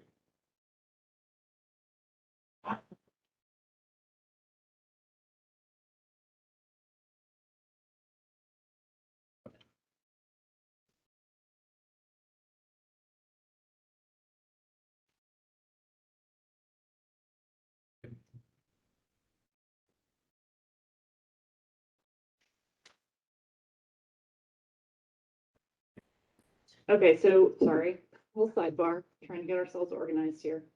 We're gonna move to making proposed changes to, the incentivized locally led innovation priority for you to consider. We'll get the language in shape, while we are still a committee of the whole. So we can have some back and forth conversation. Once we get that done and any additional consideration that you all want to have around Commissioner Vaughn's suggestion, he's pulling it off the table, so we are not going to do that unless somebody else feels strongly about it. Once we get that language solidified, then we'll be ready to vote. Sounds good. I agree. Yeah. All right.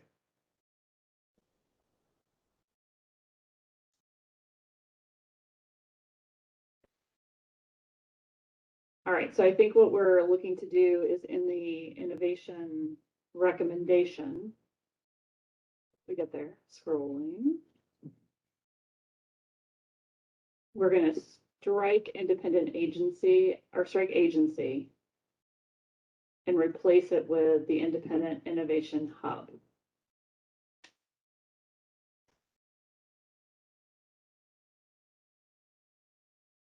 That accurate, what you're seeing on the screen? Based on. Okay. All right.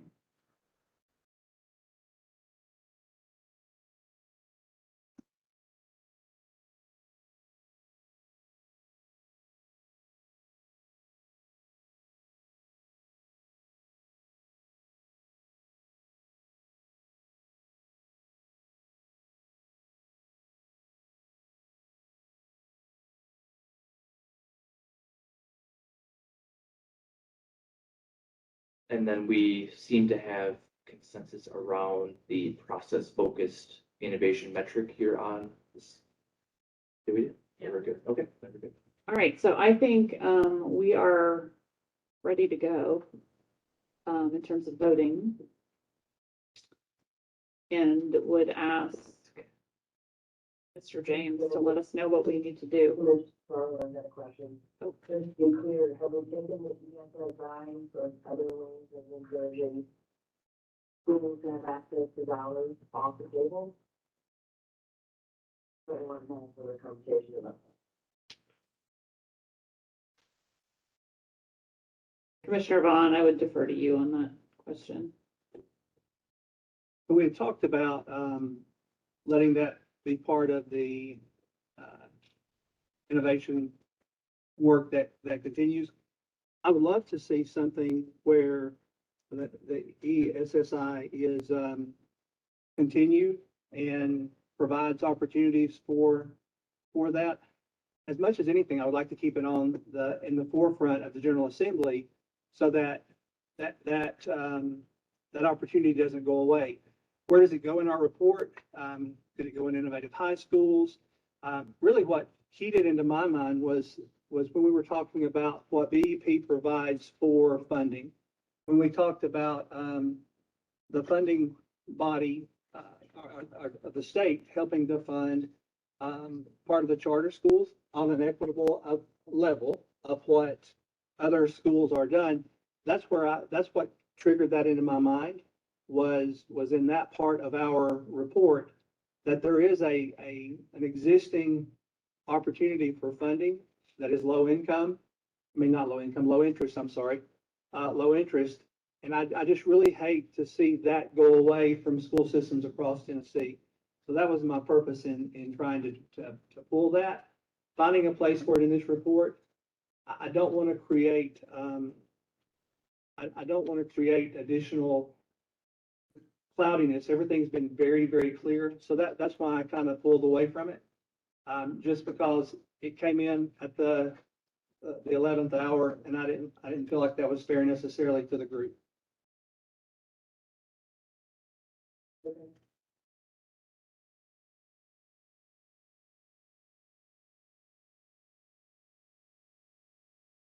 All right.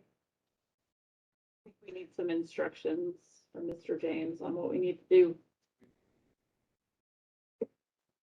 Here, if we're ready to go, I mean, heck, just, gentle reminder, we did pay for catering for lunch, so please don't run off now.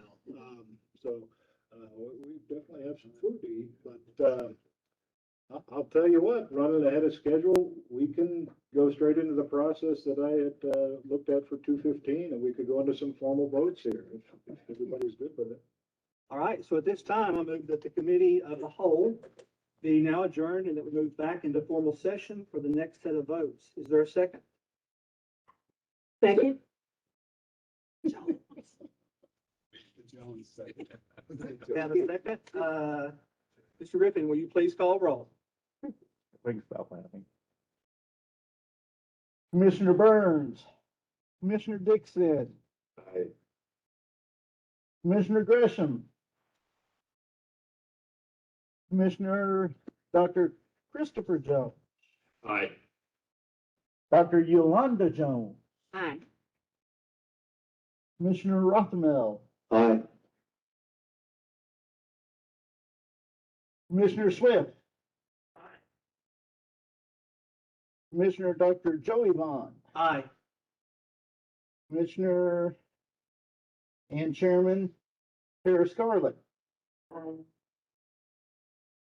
Mr. Chairman, you have 8 ayes. Thank you. This time, I would entertain a motion to approve the year 3 report and related documents as edited by the commission and copy edited by Bellwether, with instructions to the staff of the State Board of Education to facilitate the electronic delivery of such documents to all persons and entities in a timely fashion required by statute. So remember to make a motion. I'll make a motion. This is Commissioner Rothermel. Thank you. A second? So moved. Commissioner Y. Jones? Mr. Griffin, please call the roll. Commissioner Dr. Chisholm Burns, Commissioner Todd Dixon, Aye. Commissioner Dolores Gresham, Commissioner Gresham,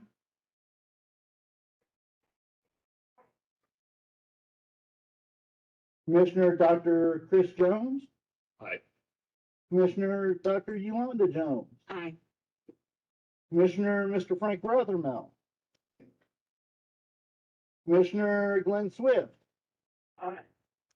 Commissioner Dr. Joey Vaughn, Aye. Chairman Tara Scarlett. Mr. Chairman, you have 8 ayes. Thank you, sir.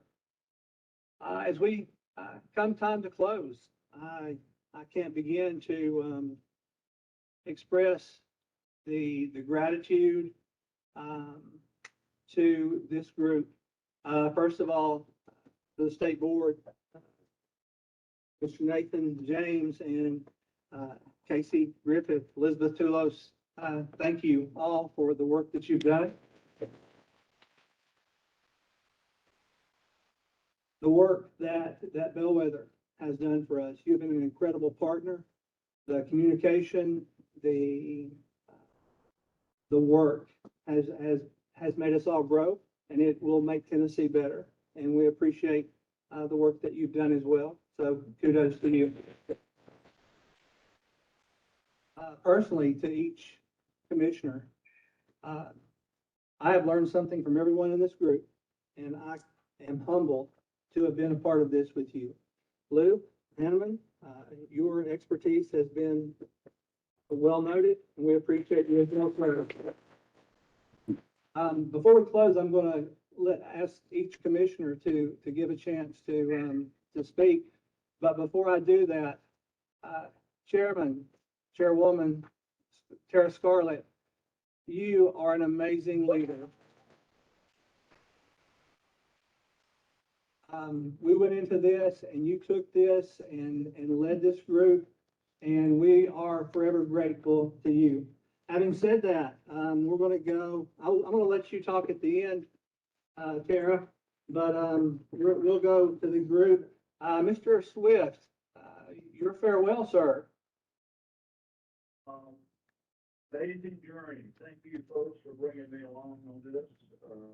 Wouldn't have been possible without your commissioners and their determination and focus, the support of the staff. Again, you and your team have been superb. We wouldn't be where we are without you. So I'm just humbled and delighted to be on this journey.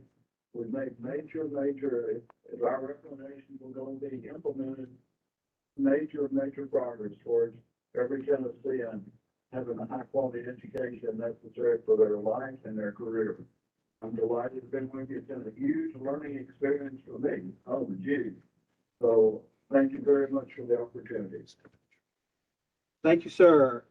Senator Gresham.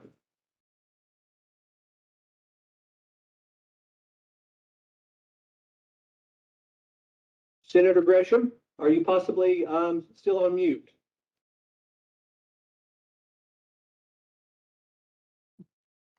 We'll come back to Senator Gresham.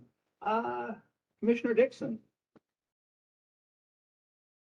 I just wanted to thank everyone. It's been a big honor to be on this commission with you all, and I would echo others' thoughts that I just learned a ton. So I really appreciate that, but I always just love getting to work with good people that are just trying hard to make the world a better place and trying to, give service to something so as important as education, which is very close to my heart. So thank you. Thank you, sir. Yes, ma'am. I love it. And I do appreciate you, Senator Gresham. You brought a different level of experience to this, and it has been a wonderful experience. So thank you, ma'am. Dr. Yolanda Jones. Well, as other commissioners have stated, this has been a journey, a remarkable journey, and I'm truly honored and humbled to be able to serve with just great individuals that have a passion to bettering the state and hiring education. For me, I will always remember this opportunity that I was given, and I will be forever grateful. Thank you. Thank you, ma'am. Dr. Christopher Jones. I've really enjoyed this opportunity to be with everybody here, and have been so thankful of our fellow commissioners and the Bellwether team and the state employees and commissioners. I think that, the word bureaucracy can kind of take a negative connotation, which is really unfortunate. And just being here with Nathan and Lou and the others, it really has made me feel great about our state government and the dedication and service that you bring to make our state run well, to have opportunities for our children. I've been really impressed with the service orientation of the non-education commissioners that are on this committee, but then also by the commissioners that have a background in education and their dedication to the children. Similarly, from the Bellwether group, I really have learned a lot from you three in particular, and have appreciated your comments, reining me in when I go off on a rail. So I've had a really enjoyable experience, but mostly because it's made me just feel so good about the interest of our citizens here in the state and others that want to have our kids succeed. So thank you all. Thank you, sir. Mr. Rothmel. Several of you have heard me say before that we're all very fortunate to be selected for this commission and to be involved in this whole process. All the staff, Bellwether, and everyone. Never before has there been so much money available for education. So we're really lucky that we were involved in this process right now, because it could have been we were selected and we went into a recession and there was no money to spend. So that's a wonderful thing.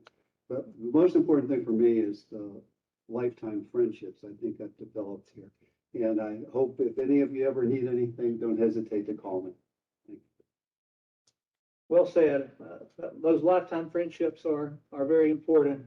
I will say, also like to recognize Commissioner Marie Chisholm Burns for her work. I know that she's moved from Tennessee, but she was an integral part of this work. Having said that, Chairman Scarlett. I am so bummed I cannot be there with all of you right now, so I want to give you all a hug. I cannot tell you how much I appreciate each and every one of you. And I'll start with some of the repeating of what Joey mentioned earlier. Jennifer Shines and the team, Lynn Graziano and Paul Peach and Kelly Foster, you all have been absolutely amazing in supporting this commission. The first few months that we were formed, Nathan and Marie and I were trying to wrap our heads around creating this first report and trying to do so in a public setting was fascinating. And you and your team have really made it very easy in the facilitation process and helping create these reports and helping guide and lead our conversation. I also want to give a big thanks to Director Sarah Morrison, who has been so gracious to share her team with us and recognize it as part of statute that I've been going to took time away from the state board and the work there. Casey Griffin and Elizabeth Thomas have been amazing at supporting us administratively on so many levels. And I have a special thanks to Nathan, James, and Luke Hanneman. They spent an inordinate amount of time supporting our commission, not only with us as individuals, as a broad commission in our reports, but also in conversations with the legislature and others to be able to help us understand a lot more. So just a heartfelt thank you to both of you, gentlemen, and helping all of us as we proceeded down this pathway over the past couple of years. And lastly, but probably most importantly, to all of you, the commission members and our absent Marie Chisholm Burns, you all have done such an amazing job, and like what everyone else has said, I've learned so much and we've created some great friends. My hope with this report and these reports and what we've accomplished over the past couple of years is that Tennessee will be able to progress in a way that no other state is able to do so. That all of our kids are going to be able to have some level of high quality education that's going to be able to help them follow their dreams, whatever that dream might be. And all of you help participate in that. Now, the hope is that our legislature and other leaders take it and move forward. So thank you so much. I so wish I could be there. Joey, thank you for being my co-chair and taking this on today. I very much appreciate it.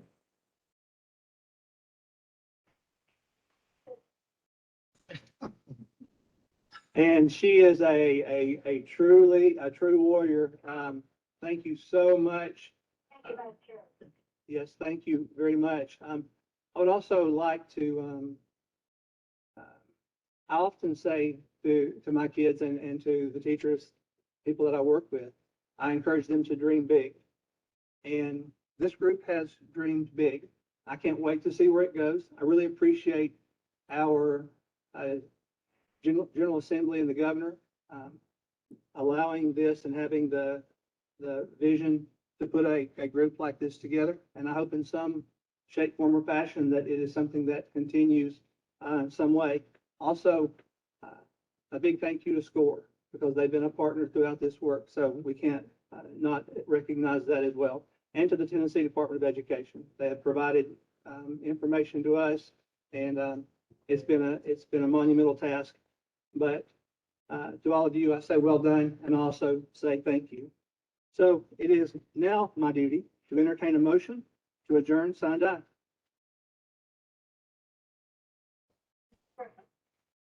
And do I have a second? Second. And we are adjourned, signed aye.